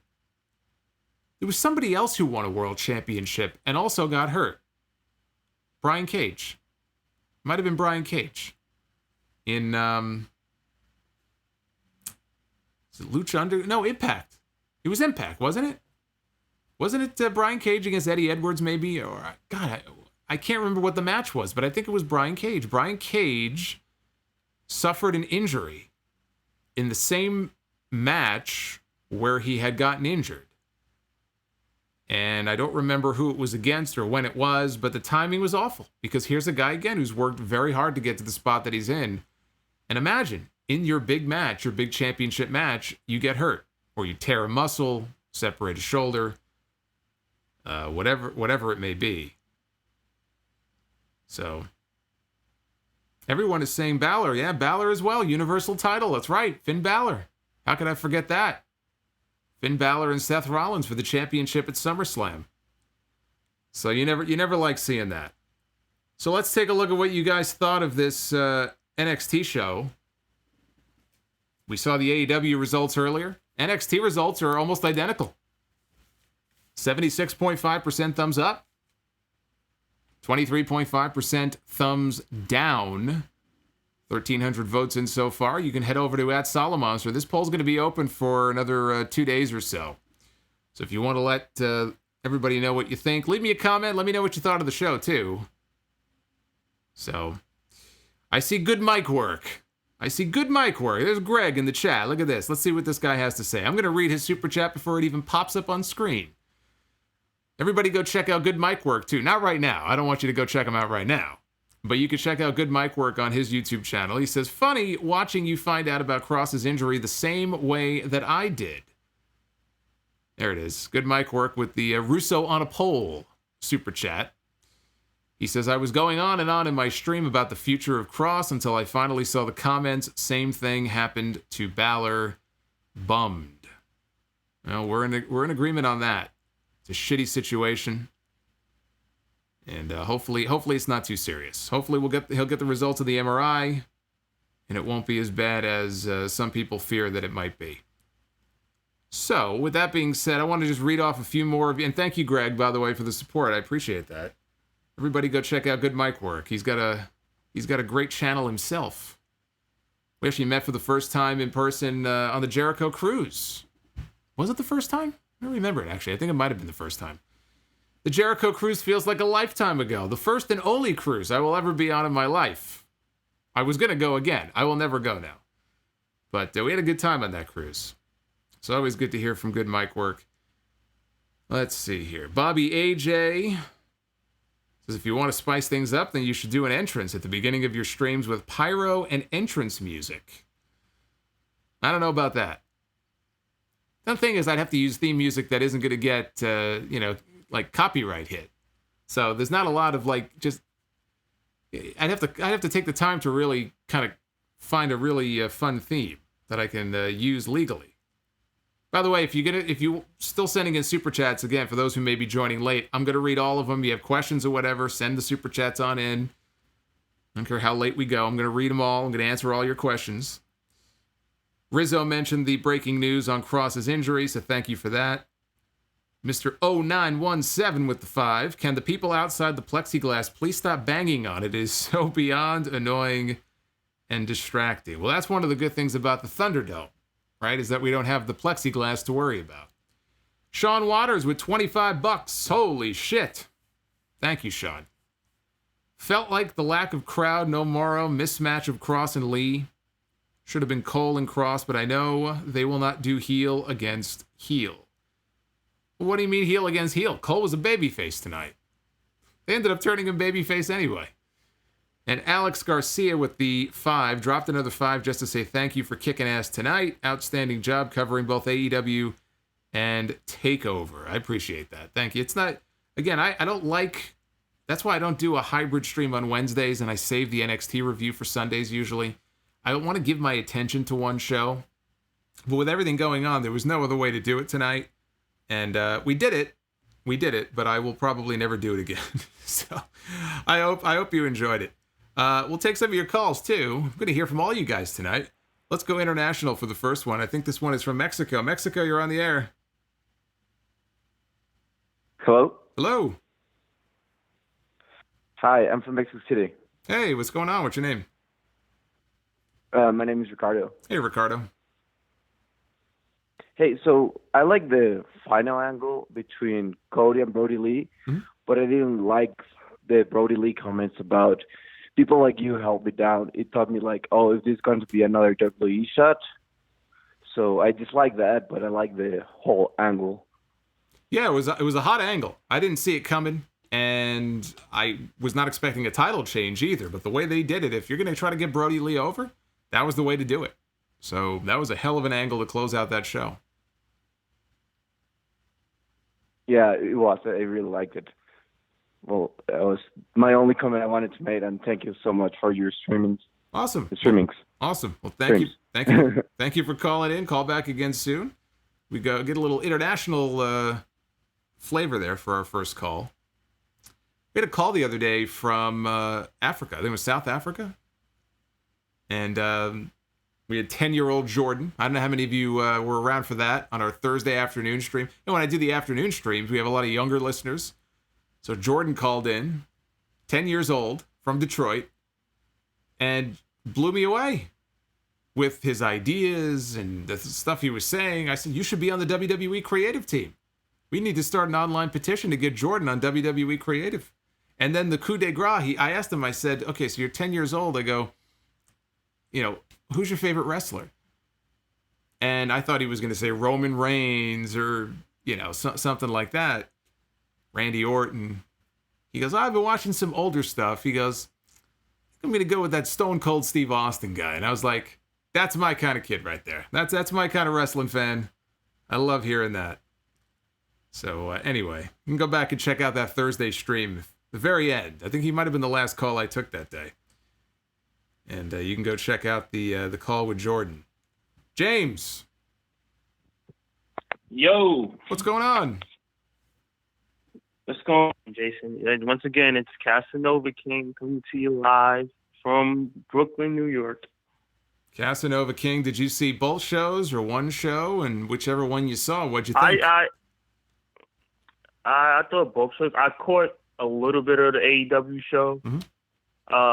Caught the first half, and then I listened to the stream to figure out what happened at the end. It seems like that with the Brodie Lee thing, they had to do something to, you know, get him going. Because as you saw, he wasn't going anywhere at first, and now you saw in the weeks he started picking up a little momentum. And then this happened. When you said it, I was surprised that he squashed Cody. That was crazy. Well, I think that's what they were going for. I think they were going for the shock value of it. And we'll see where the story goes now because they beat up Arn Anderson. They beat up Cody. They did the stretcher job. It was like a major injury angle to the point where I would not expect to see Cody back on TV for maybe a little while. Maybe he's going to step away for a little bit. I don't see how you could do an angle like that and put the oxygen mask on and everything else and then just have him back on TV next week. So I don't know. I mean, Right. maybe I find it hard to believe they would leave him off the All Out card, but All Out's only 2 weeks away. So we'll have to see if he's going to be off the card or not. Yeah, that type of angle. I think he probably is going to take some time off because you just don't do something like that, and he comes back with Pharaoh or something. Nah, I don't see that happening. Yeah, no, I don't. I think that would be crazy. I'm trying to think when Brock squashed Cena. Did we see Cena back? I think we did, didn't we? We had Cena back on TV probably the next night, right, or the week after, because didn't they have a pay-per-view? Wasn't he on SmackDown? No, I think he's on SmackDown. I don't think he was. At that time, I think he was on Raw, and I think they had a rematch the very next month. So he was probably back on TV right after. But that was John Cena. John Cena would lose championships and get his ass kicked, and then he would show up on TV the next night with a big smile on his face, and it would drive me fucking nuts. Yeah, I remember your podcast. It would drive me nuts every time that happened. I lost the title. Yeah. I'm gonna win it back anyway, so I don't care. It's no real sweat off my back. Who cares? Yeah, who cares? The NXT show I did watch in full. It was okay, but again, the lack of crowds with those NXT takeovers, it just doesn't feel the same. It was still good, but it missed that oomph, and then it didn't have Morrow, Ronaldo at all. The main event, it threw me by surprise as well. But again, like you said, WWE does this a lot where they put themselves in a corner where they got two very hot superstars, but they don't want neither one of them to lose. So they put themselves in a corner so one of them has to lose. And I'm sad to see that it's Keith Lee because he's basically a transitional champion to Kross, which sucks. Well, that's what they did last year with Seth Rollins and The Fiend. They put them in that match. Look how that turned out. Exactly. Yeah, don't get me started on that. Yeah, so don't get me started on that. Although I have to say, I do have to say this. I was so angry that night. And I remember recently, I was curious. I said, let me go back and see. I wonder how many views that Hell in a Cell review. It got like over 100,000 reviews. I remember that night, there were like 4,300 people like on the stream, just listening to me absolutely tear that show and that main event to shreds. And it was a shame. Yeah, it was a shame because there was a great Hell in a Cell match between Becky Lynch and Sasha Banks that opened the show that got overlooked because of that horrendously offensive main event. That main event was god awful. I was in the streams and I could just see it in your eyes. He was like, "What's going on here?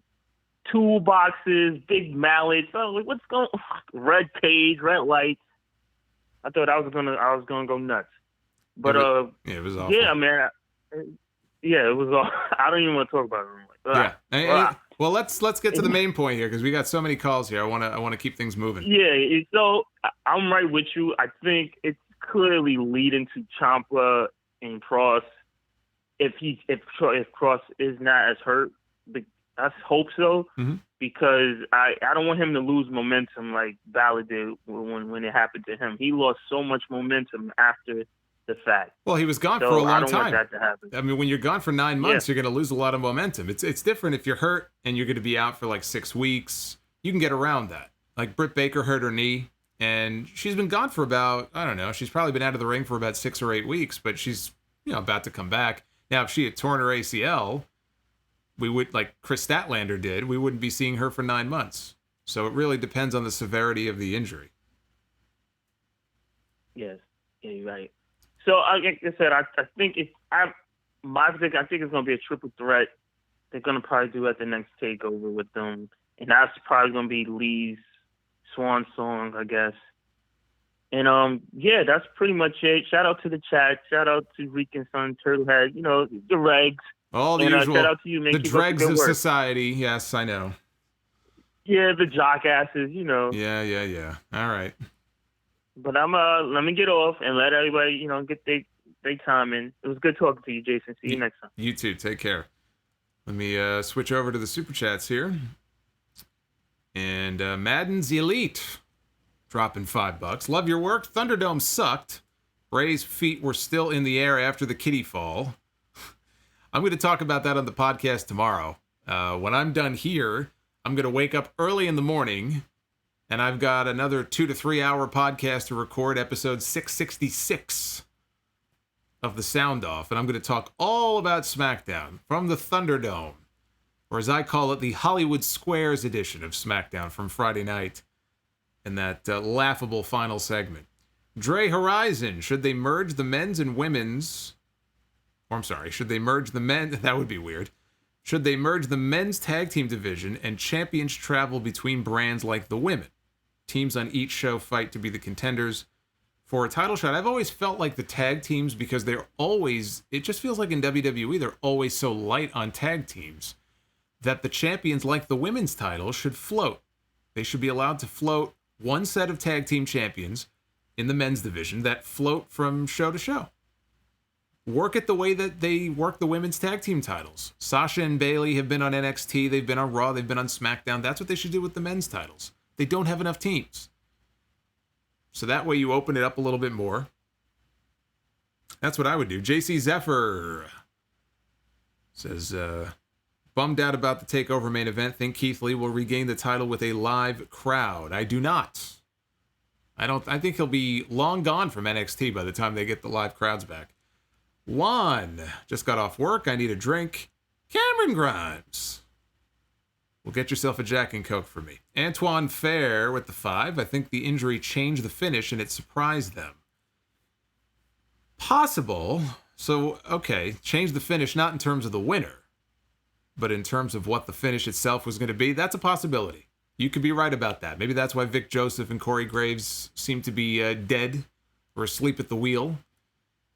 But then again, sometimes the announcers don't want to know the finish. You know, Jim Ross has talked about that, how he and Lawler never wanted to know what was going to happen, so that way they can react to it, you know, kind of in real time. Look, I've done announcing for House of Glory, right? And I can't wait. Eventually, hopefully, we'll be able to get back to that. But as somebody who's been in that position before, not that anybody was cluing me in anyway, unless I asked to know what was going on, but I never did. I don't want to know what's going on. I would much rather be watching something play out and just react to it in real time and give my real reaction. So maybe they didn't know. But you're right. Maybe if they did know what the finish was going to be, and then that happened, maybe Kross said, I'm hurt, let's just do this move and go home. Then maybe that's what happened. Dried chicken without flavor. Brodie Lee said, time's up to Cody. Cease and desist from Karrion Kross, but Mr. Brodie Lee tears up the cease and desist paper and said, hold my beer. Red Emissary of Darkness. I know what felt off about the finish for Lee and Kross. We've just been expecting the Doomsday to be a transition move, not an actual finisher. That's another good point. The Doomsday Saito, this might have been the first time we've seen that used as an actual finish, but it was also off the ropes, so that was a little bit of a twist on it. Good mic work. I already gave him his plug. He's trying to get himself over on my stream, this guy. I'm not going to read his super chat a second time. Magician Sapphire said it really sucks what happened to Kross. Yeah, I agree. Apparently it happened. Everybody was telling me it happened on the Spirit Bomb. So when we're done here, I might go back and watch and see exactly what went wrong there. And Madden's Elite with $2.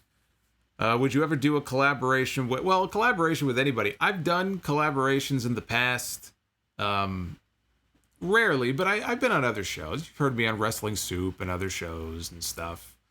I'm open to whatever. It just... Right now, things are so busy, just me doing my own thing. But, I mean, if it made sense to do something with certain people, hey. We're all friendly with each other. We got no enemies here, right? Except that one guy. He's not podcasting anymore. Tee-hee. 502. Mr. Monster, what's up? What's going on, Chris? How's it going? Good. Good. So I watched both shows tonight, and It was a really good night. Really good night for wrestling. I enjoyed Dynamite. I'll just be real quick. I mean, I know that you were talking about Hangman earlier. You know, you'd rather see Kenny Omega. Yeah. Kind of, yeah. So I was thinking, if Hangman was to go heel, though, I mean, FTR are kind of like the cool bad guys. You know what I mean? Like, I feel like they're like everybody still likes them, even though like they're kind of heelish and all that, you know. And I'm wondering if Hangman would kind of like fit in that kind of role where he's like, you know, he's a drinking, not really a guy you want your kids to look up to, but you know, he's kind of like the cool bad guy. Yeah, I guess it could work. I wouldn't do it. I would just keep him as kind of the lone wolf, just doing his own thing, and he's just kind of over as a babyface tweener, kind of like in that role. I wouldn't mess with that. I really think Omega needs to be the one to go heel, because I just don't find him interesting right now. So I think he needs a character overhaul on this show, and they're not going to both go heel. So if one has to go, I'm picking Kenny. Yeah, I mean, honestly, I think it's kind of like, it's kind of unpredictable. You don't know really where they're kind of going with this whole thing. And I'm not sure if Cody, you know, I'm kind of having my questions now with how they ended it tonight, whether or not Cody will do the turn or not. But, you know, maybe it was a swerve, maybe not, you know. Maybe. So I feel like it's all kind of like up in the air now, you know.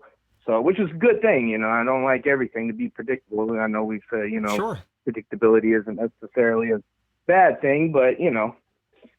But, and I know you loved Ivelisse winning tonight just like I did.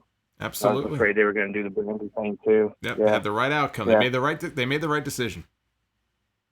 Yeah. Hopefully, and I'm guessing that Ivelisse was going to sign with AEW. I'm not sure, but I'm kind of keeping my fingers crossed about that. Well, I mean, look, they put the finals on TV and they gave them the win. I don't see why, if they had an issue with Ivelisse, they would send her all the way to the finals and have her win. So I would think that bodes pretty well for the chances of them signing her. But until we actually hear that a contract has been signed, we just don't know. Ivelisse has had other tryouts and opportunities. It's never seemed to pan out. She's had a reputation that's followed her for a while. Fairly or unfairly, there's been a lot of stories about her. And for her sake, you know, because she is a talent, I hope that it works out, and I hope that she can contribute something to that division. I really enjoyed her work in Lucha Underground. I'd like to see her do that on Dynamite and give this division a boost. Right. Yeah. I completely agree. They need women. Yep. So and Thunder Rosa coming in was Thunder a great Rosa. thing too, Can you roll your R the way that Dave Marquez did when he would announce her on NWA Power?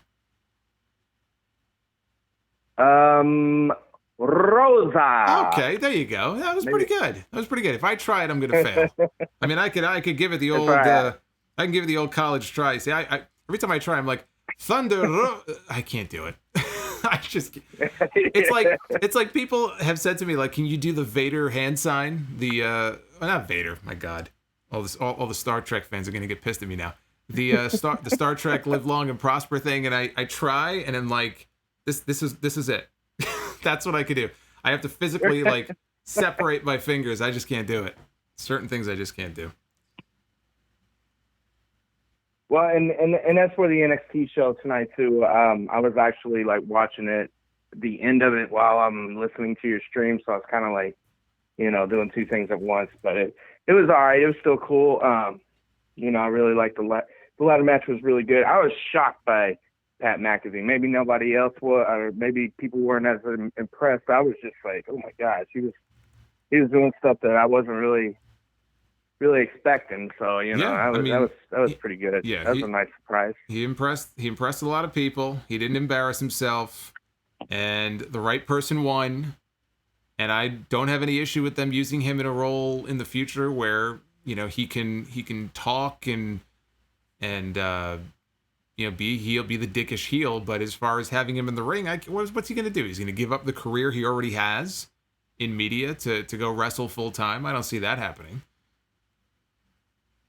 Yeah, that's actually, I was going to ask you, like, after I watched it, I was like, gee, I wonder if Solomonster might think if, circumstances were right, if he go for a full-on career in this. But, you kind of answered that question already. So, yeah, no, I don't see it. I don't see it. Anyway.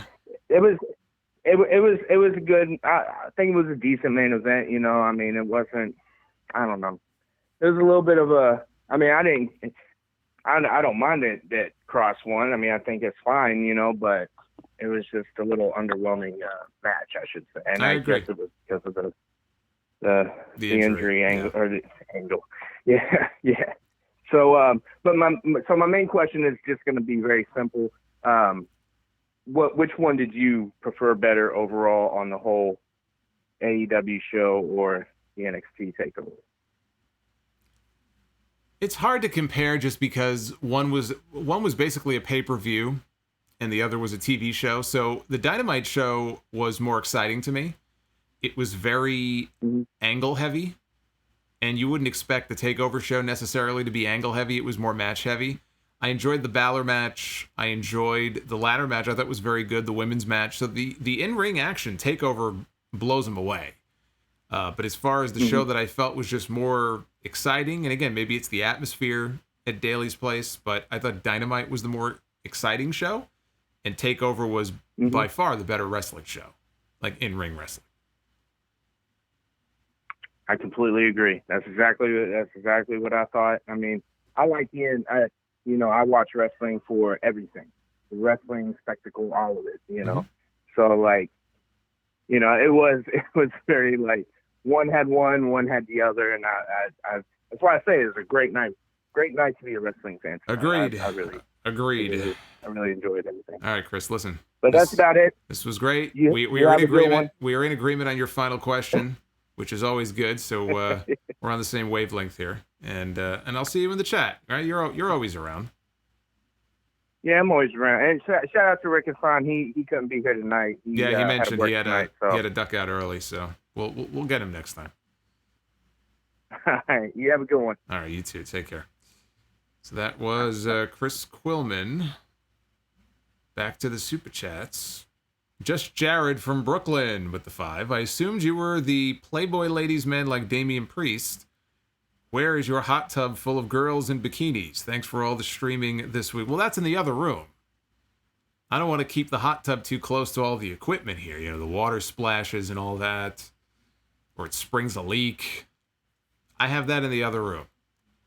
The hot tub and the ladies are in the other room. I told my brother to keep them occupied until I'm finished here and keep the bubbly on ice. Then we're going to have a party. We're going to have a post-streaming party. No cameras, though. Leather Rebel. Triple H don't know how to book face champions. Triple H? You're going to call out Triple H for the booking? This company has much bigger problems in the way Triple H books babyface champions. I will agree, though, that there are some instances in NXT where the babyfaces, they don't seem to last very long as the champions. Johnny Gargano was never champion for very long. Yeah, it just doesn't seem like the babyfaces do very well after they win the titles. 573. Hey, Solomonster, this is Jacob from Springfield, Missouri. Hey, Just Jacob. want to give a shout out to you and people in the chat, and I also want to give a special shout out to my fiance Chelsea, who's listening to your show at her mom's house tonight. Hey, Chelsea. Yeah, she's called into your show a couple times, so she's a big fan. That's Sorry, awesome. guys, in the chat, she's taken. So, but yeah, I just want to call, let you know, get my thoughts about the shows tonight. And I only watched the main event of Takeover, and I thought it was, a fine match. Stinks that Kross got hurt. Hold on 1 second. That's one of the new Super Chats, by the way. That's one of the random ones. Oh, go ahead. That looks like a picture of Bret Hart giving birth to Steve Austin. I had to make that a Super Chat. I'm sorry. I just had to point that out. That's one of the weirdest photos I've ever seen. But go ahead. Yeah, I'm just now seeing it right now. That's funny. But yeah, like I said, I thought the main event was fine. Stinks for Kross that he got hurt. And like I said, if they ever want to fix that, if he has to go out and have surgery, I guess they could have Ciampa lay him out, like say this Wednesday, has revenge, and they can go on from there. So, but I'm going to talk about Dynamite because that's a show I did watch tonight. Well, you said a lot of people seem to enjoy tonight's episode. I respectfully kind of disagree. From a booking standpoint, I was not a fan of the show tonight. And I got Which one? Several reasons why. Dynamite. Okay.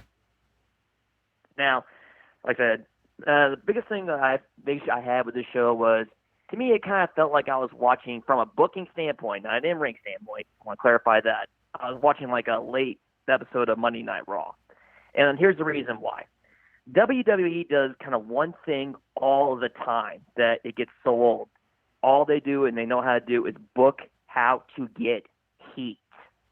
If you count tonight, if you really think about it, there were 4 heat segments on this show tonight. If you want to count 5, including the Matt Hardy and Sammy Guevara angle, which was kind of a revenge angle. I mean, the 4 were, you had Omega against the Dark Order, and then you had Jericho and Orange Cassidy. You had Darby Allin's angle with Ricky Starks, and then cap it off with the main event angle. Now, granted, all those heat segments themselves, they were fine. I mean, if you look from an individual standpoint, they were fine. But you can't do 4 in one show. And the reason why I say that is you do 4 in one show, it takes away from everybody else's from they mean something. I mean, the Brodie Lee segment would have meant so much more, in my opinion, if there wasn't like 3 or 4 of them heat segments already booked that you already remember from. Would you kind of agree with that perspective?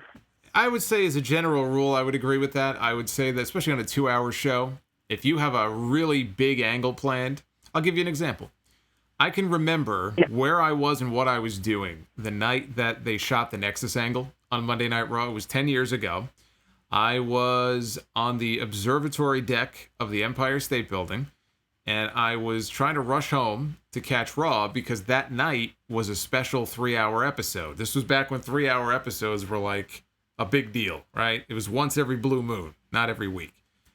And if I remember correctly, there was some nonsense with the Great Khali, and it was a terrible show. And I look back on it now, and it makes me wonder, because then they did the Nexus angle at the very end. And it makes me wonder if they intentionally, not that they wanted the show to suck, but they kept the show very boring and pedestrian because they wanted everything, all the focus to be on that one big angle at the end of the night, which it was, right? Nobody else remembers what happened on the show that night. So that's one kind of example, I think, of what you're talking about. If you're going to shoot a big angle like that at the end, you shouldn't have 2, 3, 4 others on the same show. But there was no other angle on this show that had the kind of heat that this one did. This was still the biggest angle of the show. I mean, this yeah, I don't still disagree. stood out. I agree that it was really good. Like, it was really well done. It's just, for me, it kind of took me out of it because I've already seen like 3 in a row, and of course I was kind of like, oh wow, Brodie won that quickly, and then I realized, we're gonna get more heat. And I was like, but to me, that was just my opinion. I felt like it. That's a fair point. Did a little bit more. That's a fair point. You want to like I said, you want to give it a chance to breathe and just stand out on its own.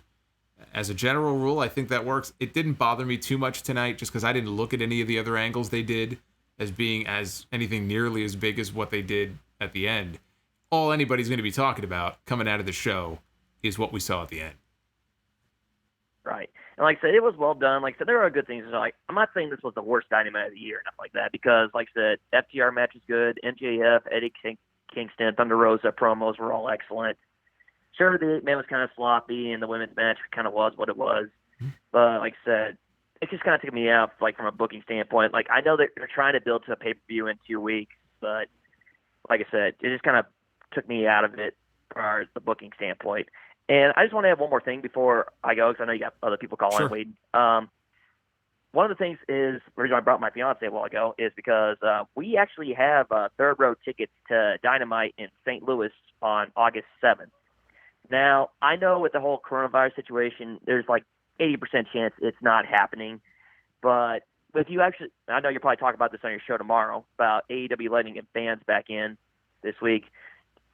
If with Missouri, I don't know anything about Missouri, that's where we're from. They're probably less strict when it comes to concerts and stuff like that. Like, right now, they're letting concerts up to 1,000 people in Missouri. So I feel like, selfishly, this is a great, honeymoon trip for us. Like a couple days after our wedding, we're going to go see Dynamite. But if the show gets canceled, we understand completely. But I just want to get your thoughts.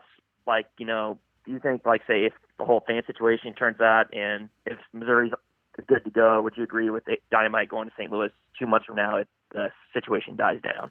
You said August. I'm a little confused because I thought you said August 7th. The show's in October. Okay. Yeah, you said August.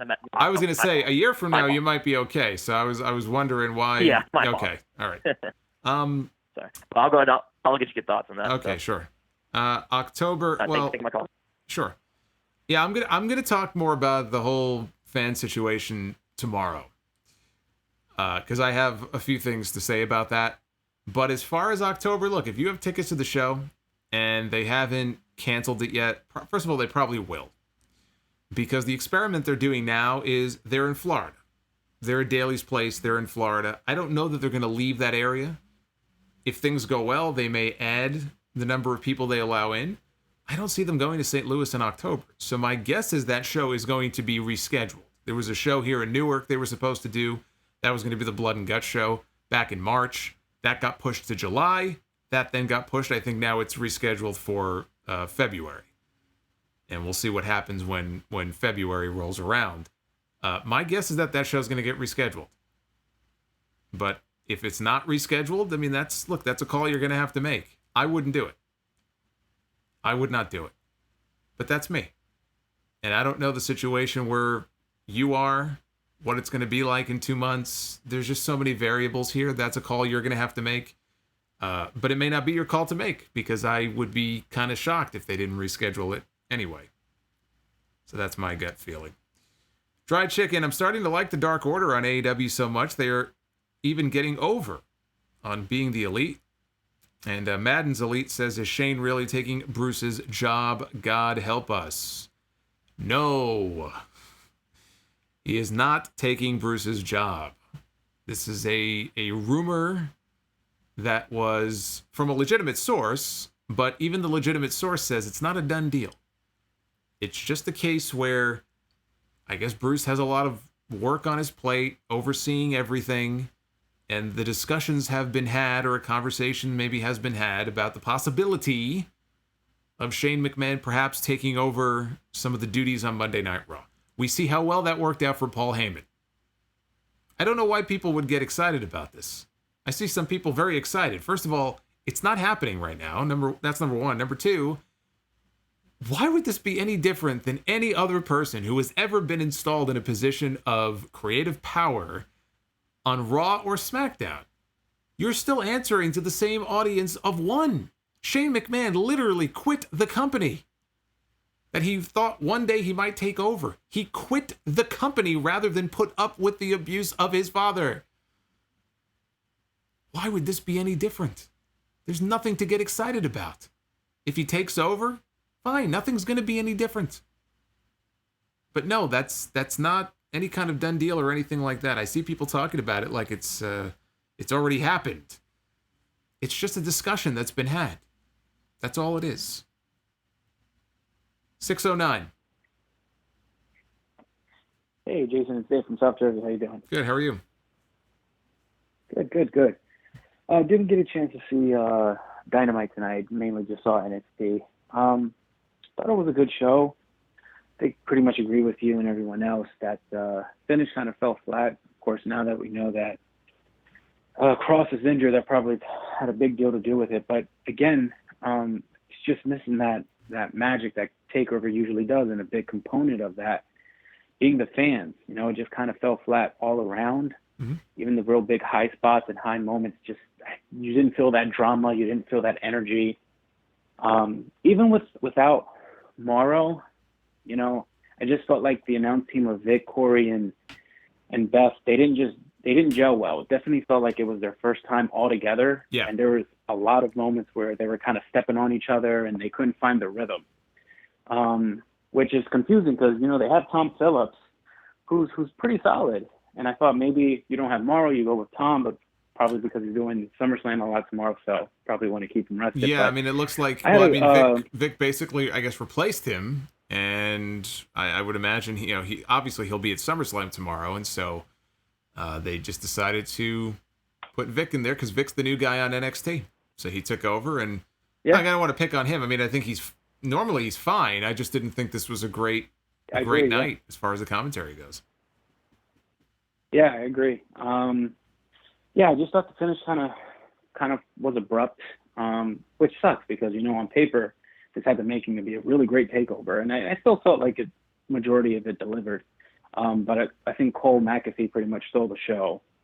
But and who would have thought that interesting going in, right? Actually Who would have thought that going in? Exactly. I mean, I don't want to take anything away from the ladder match because those guys killed each other. But yeah, Cole and McAfee, I don't know if I would put it above the ladder match, but it was definitely a better match, I think, than a lot of people expected it to be. And thankfully, the right person won. I was a little worried about that, but the right person won. I agree. And it's funny, a friend of mine, Ant, he actually brought up an interesting observation about Cole's gear tonight. He was actually wearing the colors of Notre Dame, and Pat McAfee went to Wisconsin, and they only played each other 4 times, but Notre Dame won every single time. So I don't know if that was kind of a little nod to Pat in his college career. Could have been. And I also noticed he wasn't wearing anything to display Undisputed Era. It definitely felt like solo Adam Cole. And I don't know if that's kind of a small little nod to possibly where they're going with it, that maybe Cole's on a kind of prove himself kind of journey right now where he's kind of have to prove everyone wrong, thinking that he's only been able to maintain that championship because of Undisputed Era. I don't know if maybe that's a direction they go. Yeah, but, I mean, look, the seeds have been planted. The seeds are planted in the radio interview where Cole first flipped out, because the whole reason he flipped out was the idea that you can't win matches without Undisputed Era. And it looked like, okay, that's a seed. That's being said for a reason.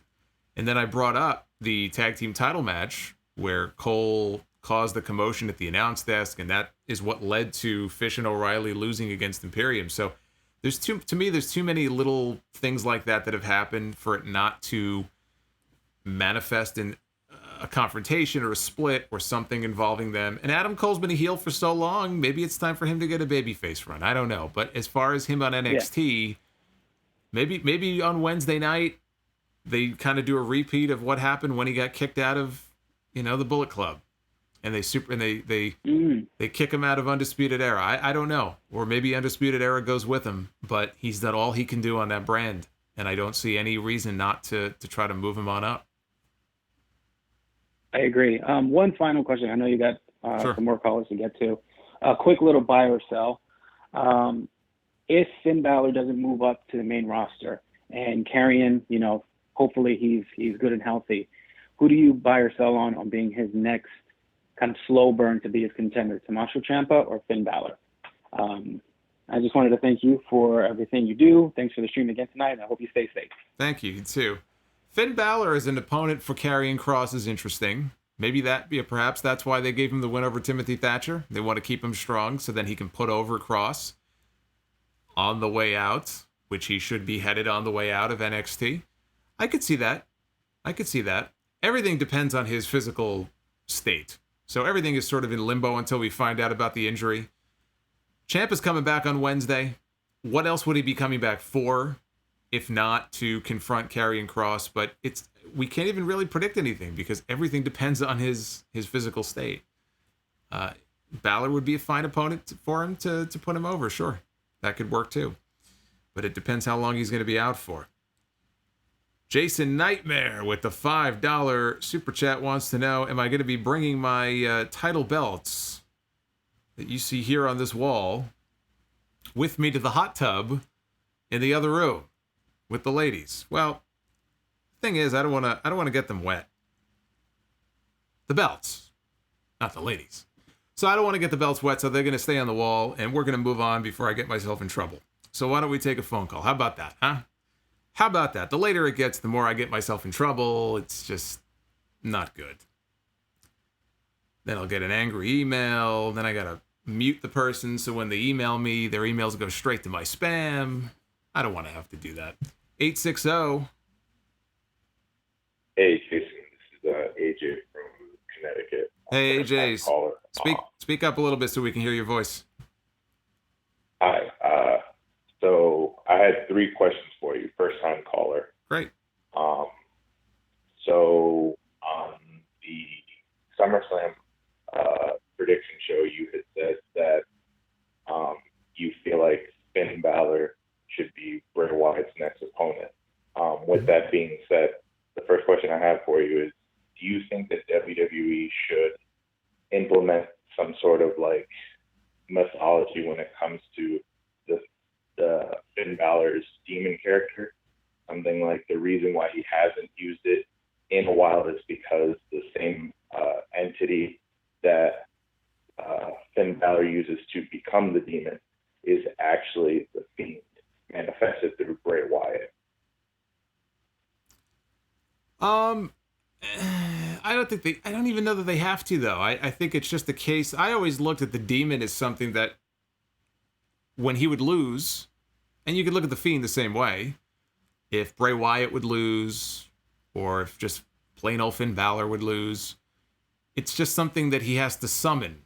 It's a side of him that he has to summon, a more aggressive side.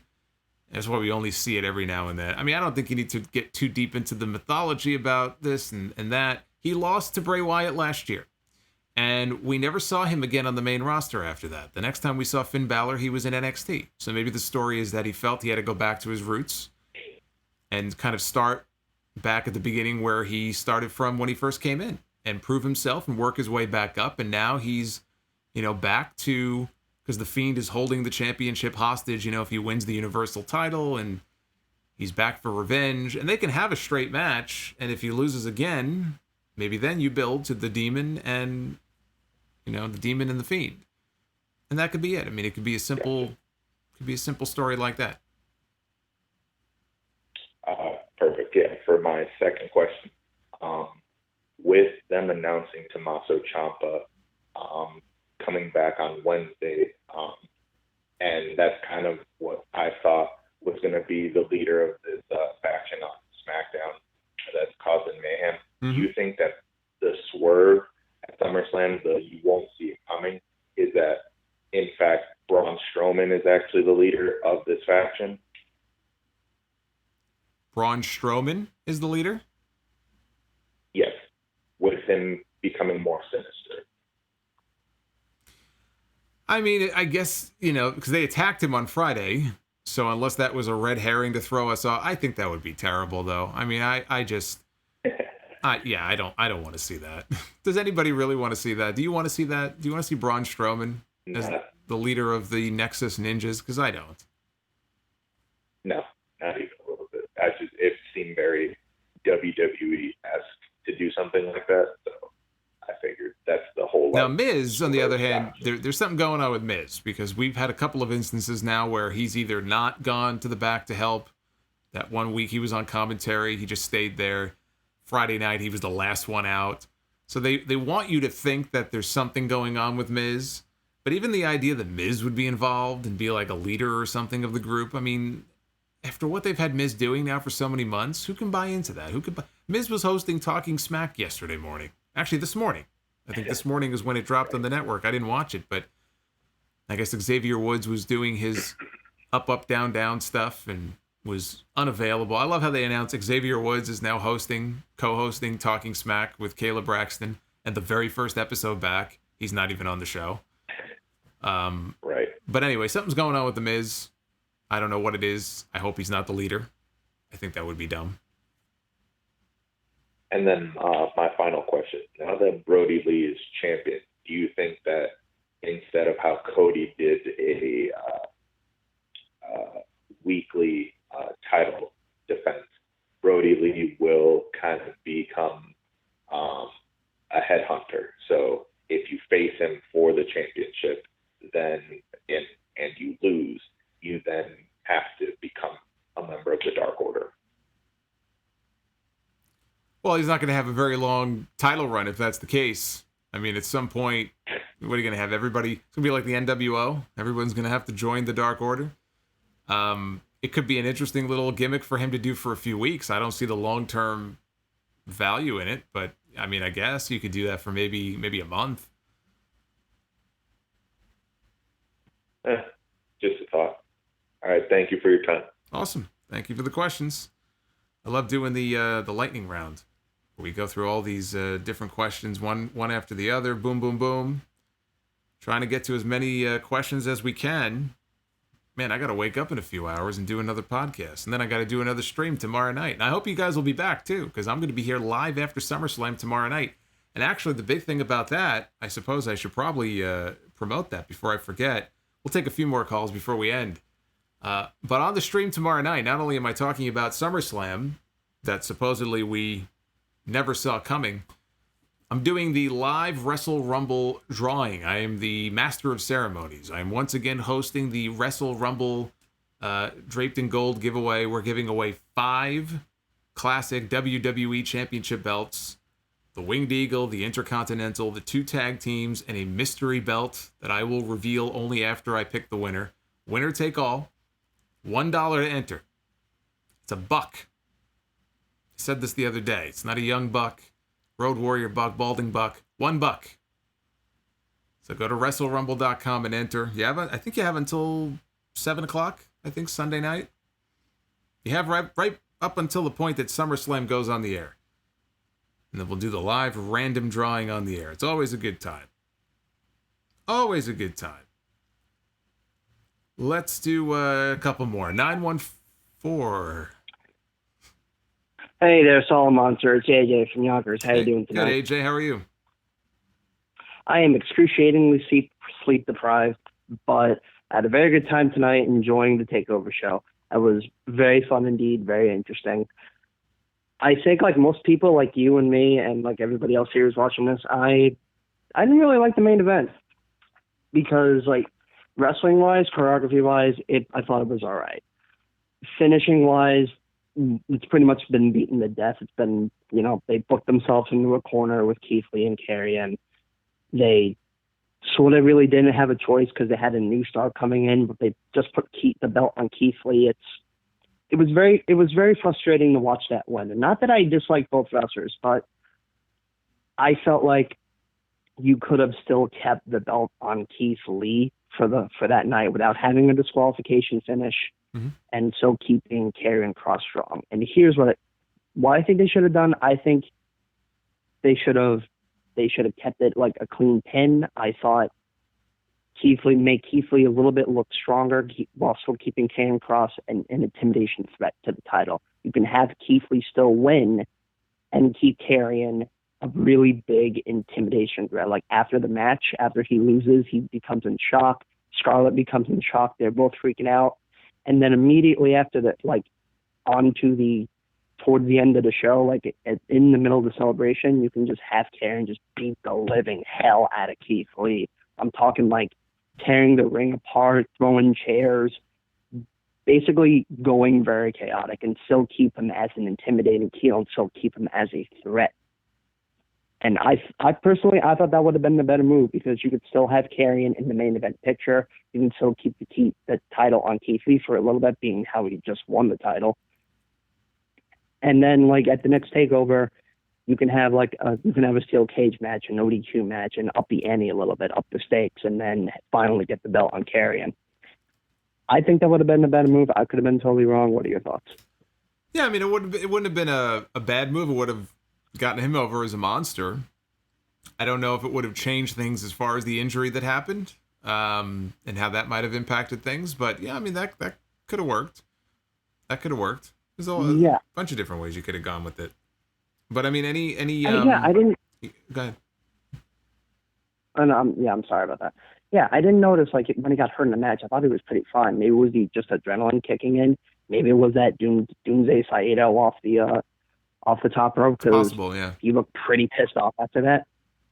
Well, you'd look pissed off too if you separated your shoulder. I would imagine all of us would be pretty pissed off. Our big night where we're winning the championship, and he probably knew. I mean, these guys know their bodies. As soon as you could feel it. Like you just tweak something, you tear something. He probably knew right away something was wrong. Maybe he didn't know it was separated, but maybe he had a pop. He's like, shit, And if you're in his situation, you can understand him being upset because this is his big moment. And in his head, maybe he's thinking, I'm out for 6 months. He doesn't know. I'm inclined to agree. I mean, if I knew if I'm going to break something or I'm going to tear a muscle, I'm going to cry like a baby. That's just how I am. I will cry like a baby. No ifs, ands, or buts about it. So kudos to him for continuing. And kudos to any wrestler that goes through an injury and goes through the match. That's what they're built for. Another thing that I wanted to bring up in relation to that was, you mentioned it briefly earlier about like the baby faces in NXT, especially with the NXT championships. They're always getting very, very short title runs with the championships. And they've been doing that ever since Shinsuke Nakamura's second reign as NXT champion. They would always go from short baby face win to very long heel run. And it's just been a constant repetition of that ever since. And I love NXT to death. I love the matches. I love the storylines. But that constant repetition of having your number one main title being a hostage for heels and rarely kept on baby faces, it sort of builds the heel and babyface personas kind of the same character. Like the babyface is always chasing the title and the heel is always like aggressive and angry, or always just like cocky and arrogant, and then like constantly keeping that championship at hostage. And Keith Lee, I don't feel like he's a baby chaser. I think he is just a unlimited athlete. I don't think he was in that position, but unfortunately, they booked themselves into a corner again. And Karrion Kross, hopefully this injury isn't too drastic as we think, because if it's not, he's keeping that belt for a long time. And I love Karrion, but again, he's probably going to be champion for the rest of the year, most likely. Yeah, I mean, there's no reason. I mean, look, unless it's a serious injury, there's no reason to take the championship off him after a month or two. He should be the champion into the new year. And eventually, when maybe he drops the North American title, I could see someone like a Damian Priest early next year maybe being a contender for it. Because Priest is another one. He's a star on the rise, right? He's a talented guy. He can talk. He looks the part. I'm sure they have big plans for him as well. Yeah, I don't see any reason to take the title off him for many more months, but let's see what happens when the MRI comes back. Anything else? Honestly, that's really at the moment I said what I had to say. Awesome. Thank you again for taking my call. Really appreciate it, and I will see you for whatever live stream you got going on tomorrow, because I know you got a ton of those this week. I got a ton of. We got the podcast, and then we got SummerSlam. So I'll see you during the SummerSlam stream. Get some sleep. I know I am. Yes. Get sleep if you are sleep deprived. Enjoy. Thank you again. All right, later. I love when we get people who call into the show saying that they're sleep deprived, and it's after midnight. I said, well, then go to sleep. Yeah, you can listen to the stream in bed. I have some people who email me and go, me and my wife, we fall asleep to you at night. And at first I'm like, whoa. But then I think about it, I'm like, I'm flattered. Because they don't mean anything negative by it, but it's a little weird sometimes to hear from people who say that they fall asleep to the sound of my voice. I don't know how to react to that. Just Jared says, you seriously get people emailing you about a hot tub joke. Jeez, you put up so much for us. Thank you for doing what you do. But dude, if you knew the half of it, some of the emails I get, sometimes it's ridiculous. I mean, I don't want to, I'm not going to get into it, but there's always someone offended by something. Can't please everybody. Some people don't have a sense of humor. It's just the way it is. I still do my thing, though. I don't let it bother me. I just ignore them. Unless sometimes, if I feel like I went a bridge too far, if I think I went a bridge too far, I'm not above, apologizing and making sure I don't do that again. But, yeah, most people, unfortunately, can be very, very sensitive. Abdul Rahman, thanks, Jason, for your awesome work. I'm all the way from Kuwait. Another international listener. We've had callers from Saudi Arabia, from Africa, from Australia. We got super chatters from Kuwait. I love it. All right, well, let's do two more. We're approaching 3 hours. We have a long stream here, so let's take a couple more. How about that? I know I said that a few minutes ago, but we'll try to run through these here. Let's try to run through these. We'll start with 516. Hey, Solomonster, how are you, sir? Doing well. How are you? I'm doing fantastic.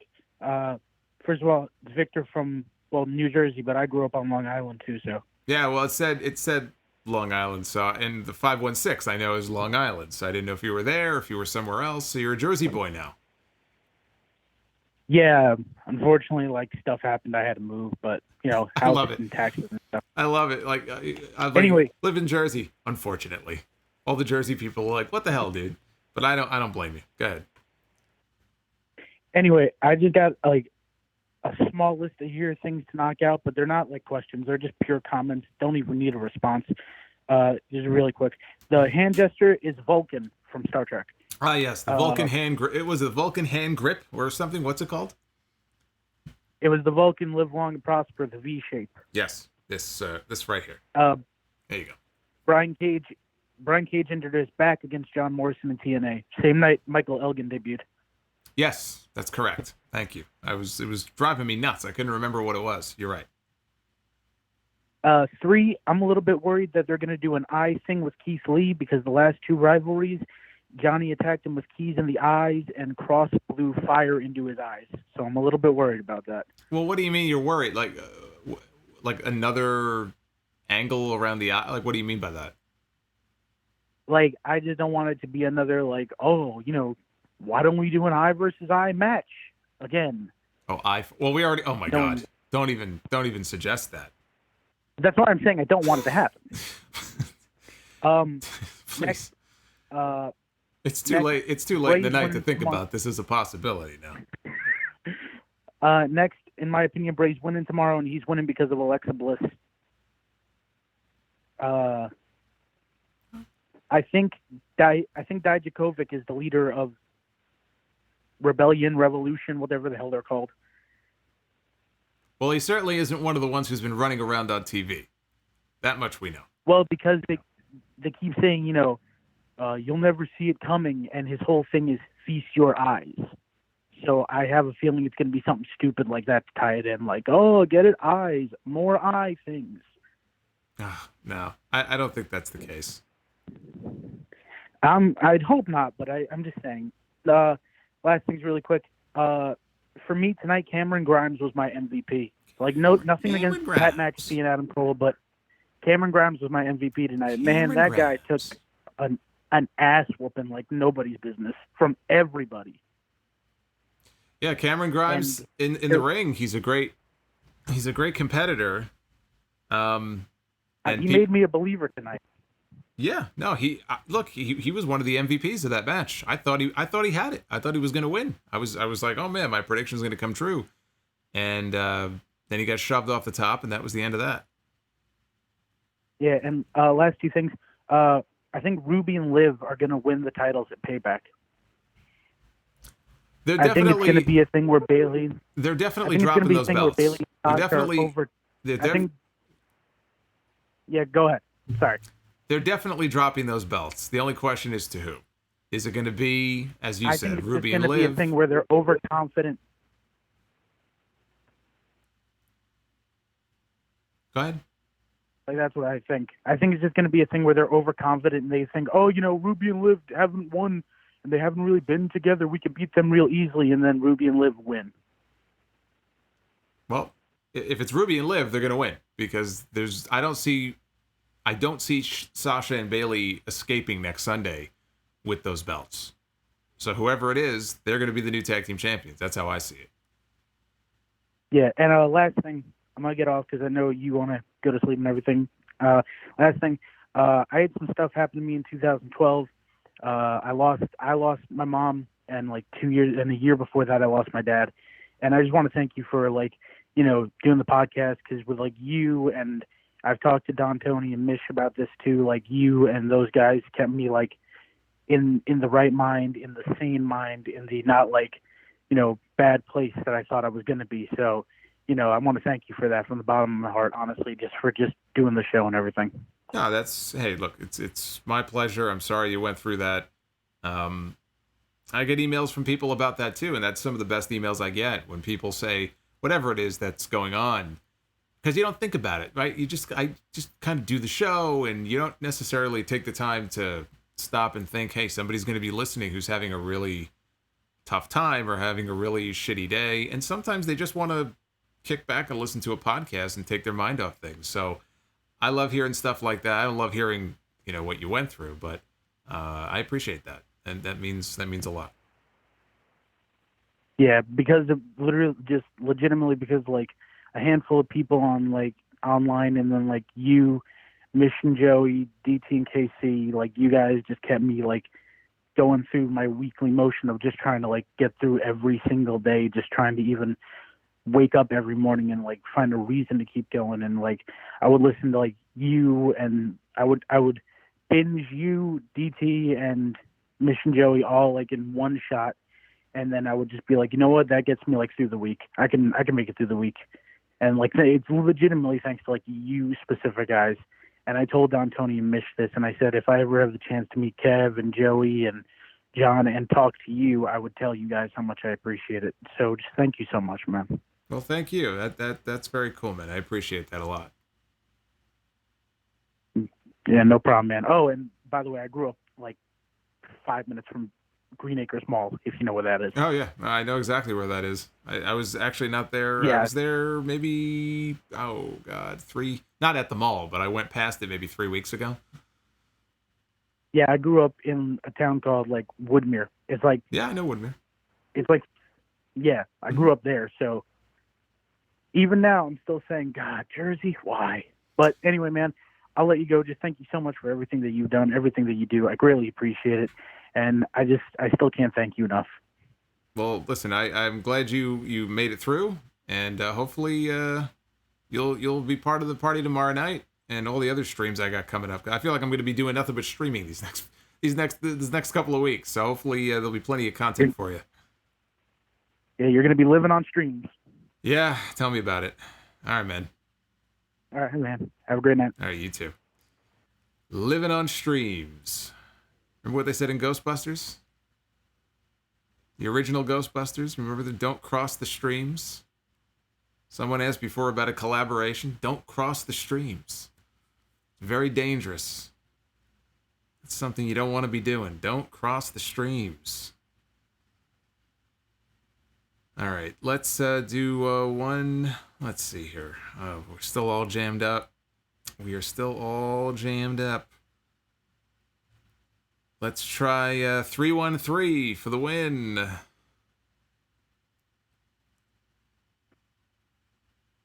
313.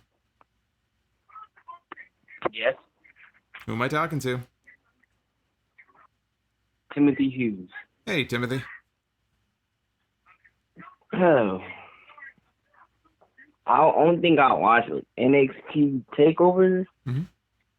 I feel like that Adam Cole and we'll do two more after this, by the way, just to some of the people waiting. I'm sorry to cut you off, but we'll do a quick two more after this. Go ahead. I feel like Adam Cole, Pat McAfee were the best, but not great. But Karrion Kross, I feel like bad for him because he just won the title. That's like Finn Balor. The first night he won, the next night he got to give it up. Because I don't want that to happen to someone that just won the title. Yeah, it's terrible. I don't think, well, look, I shouldn't say that because I don't know how serious the injury is, but I don't want to see that either. So hopefully that doesn't happen. Well, like, is there like a top line, like what's your key thought before, because I want to just move things along here, but you saw the show. What was your favorite thing on the show? My favorite thing was I never thought that I would see Breezango actually win. That's the surprising thing about it. We've seen them lose so many times. I guess it was kind of shocking. I didn't like that. I didn't like the fact that they won. I like Tyler Breeze, but the whole Breezango thing, I was never really a big fan of it. And I don't feel good that Adam Cole. I don't know where I thought they wasn't supposed to be at ringside. out of nowhere, they've been at ringside. Yeah, I mean, I look, thought actually Pat.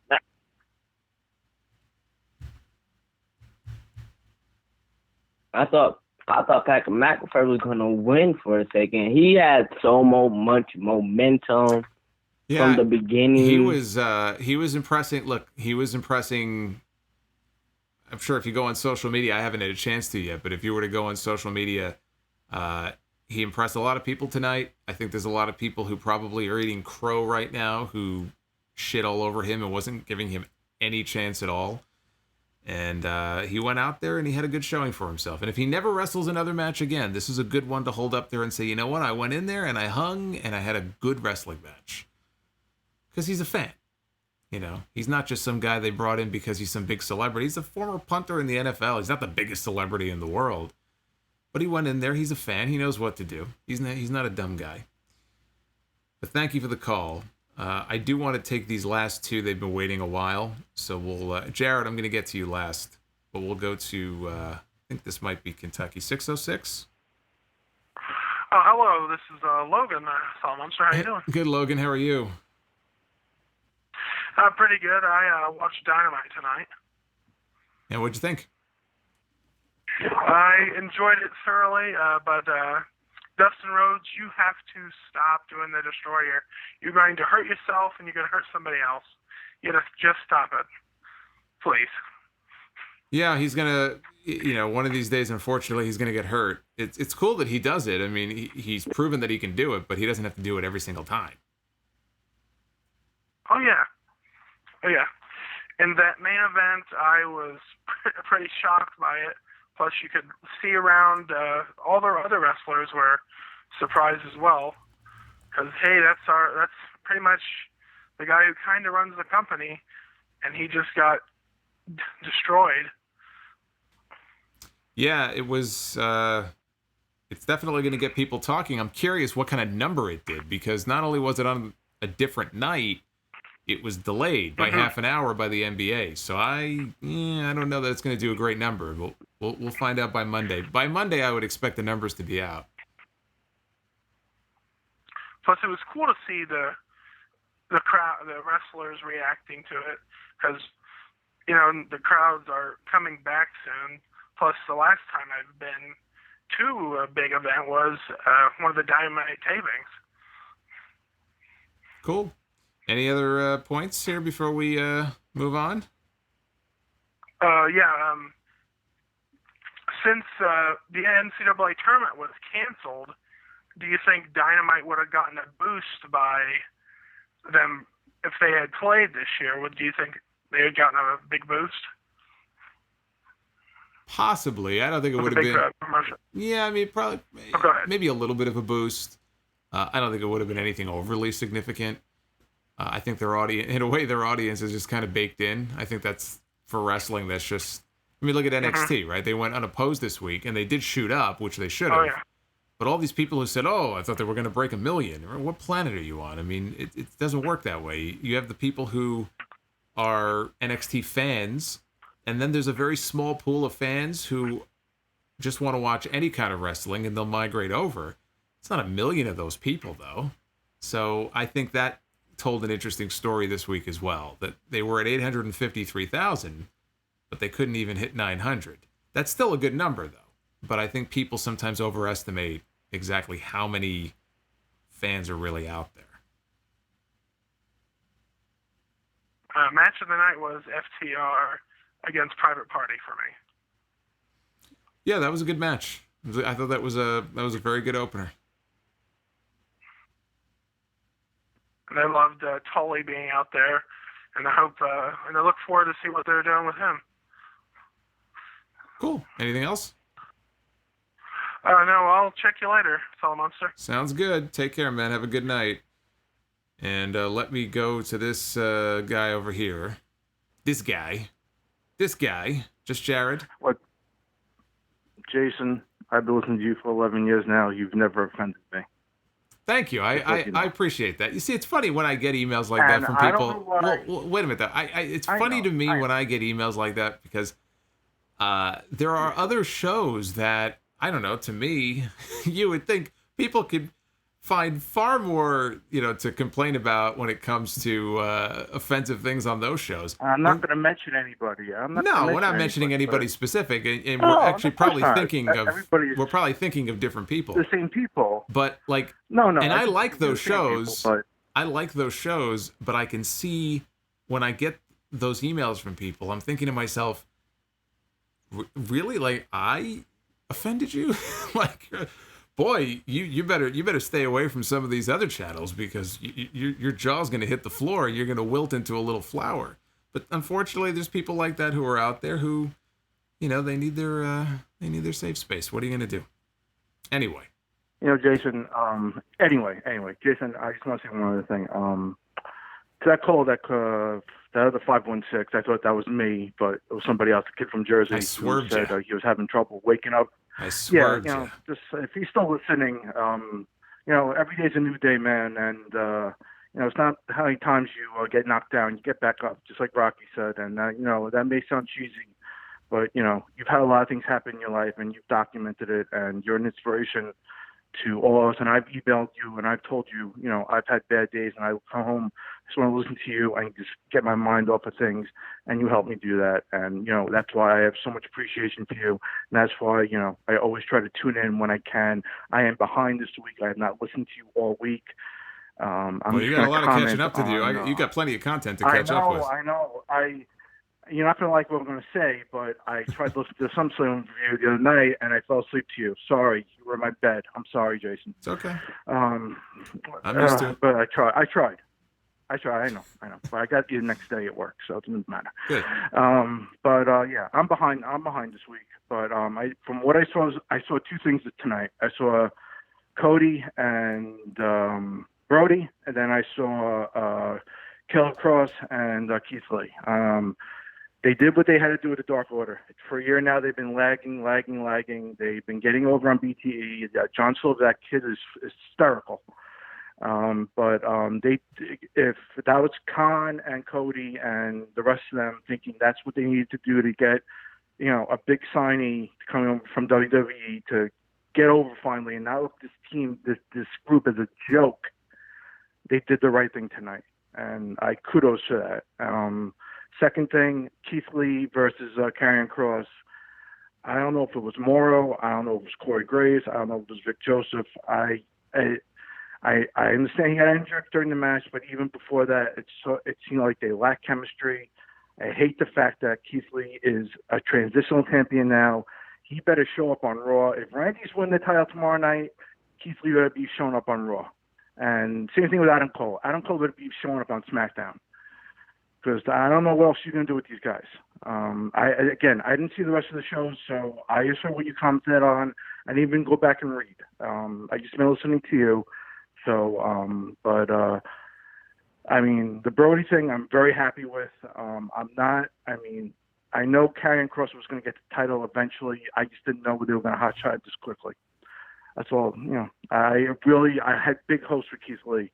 But if they're moving him up to the main roster, they have to be. He's going to be a big part of Raw. They have to be. It's the only thing that makes sense is that, all right, we're going to get this guy over. So Keith, I know it's brief, but you're moving on up.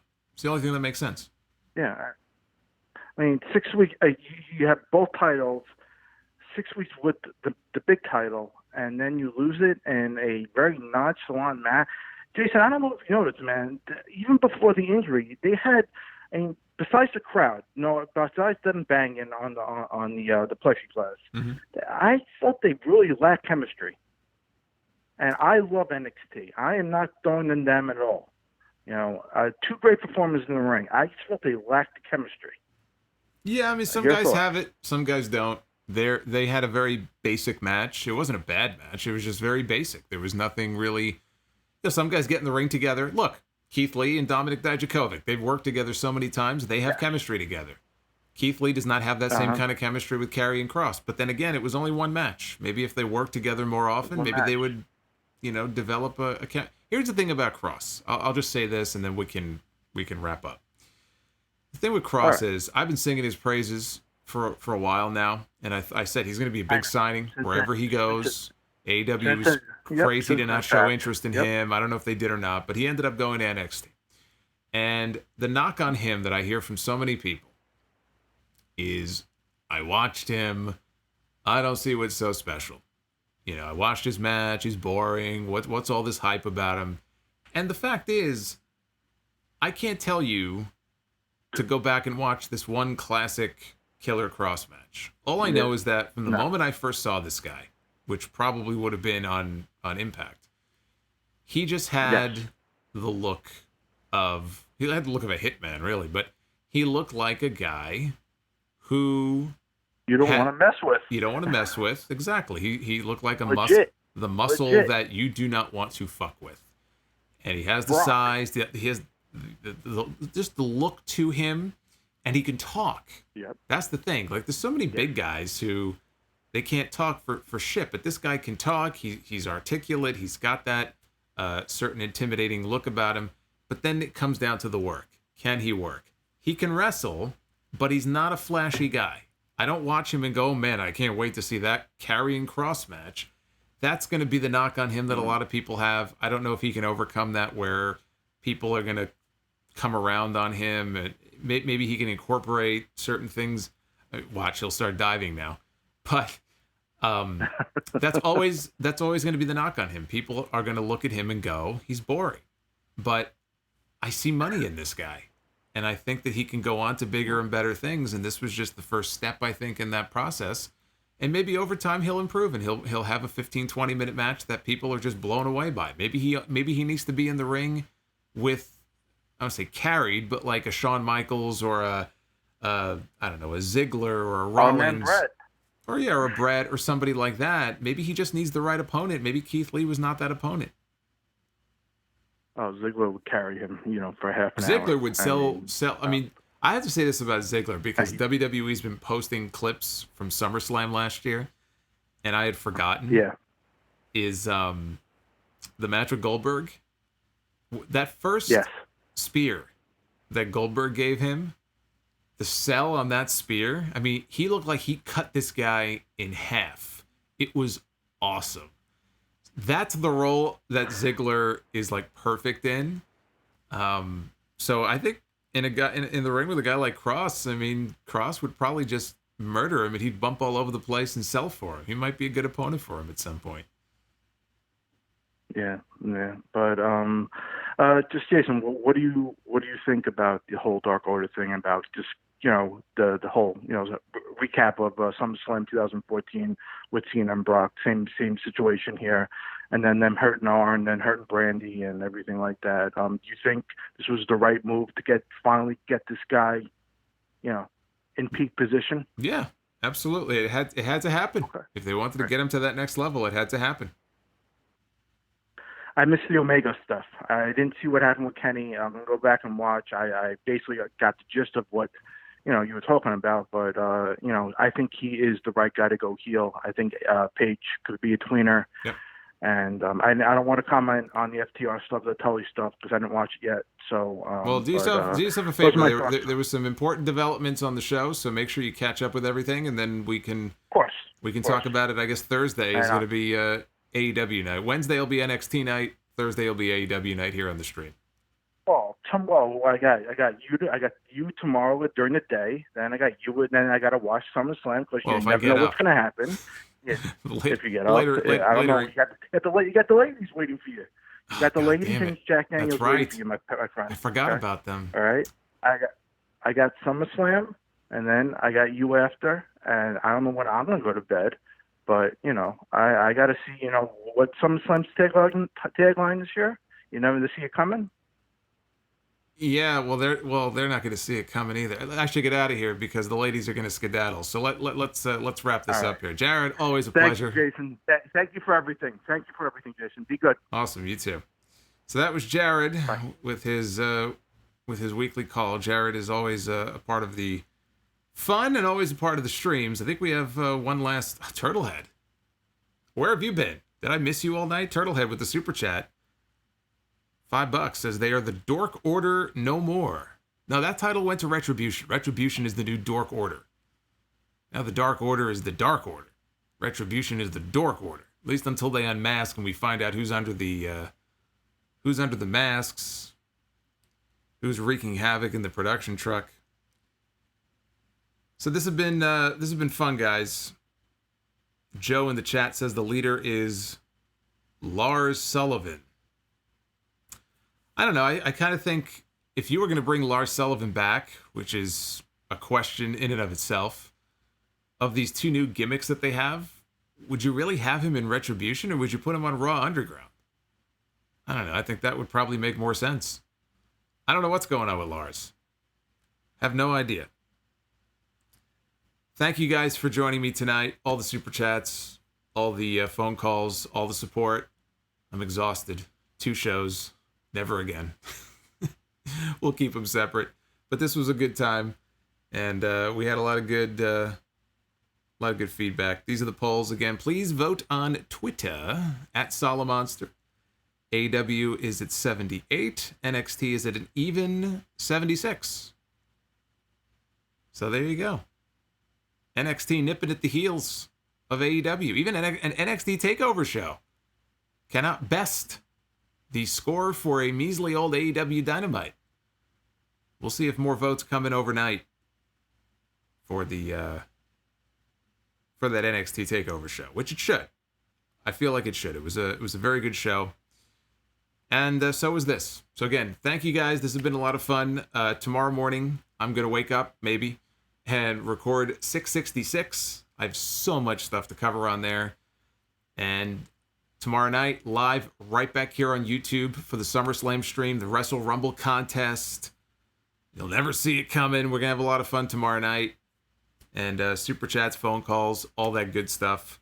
I'm going to go see what's going on in the hot tub with the ladies and then get some sleep. Be well, stay safe, have yourselves a great night. Thanks for all the fun, and I will see you guys back here again tomorrow. Take care, guys.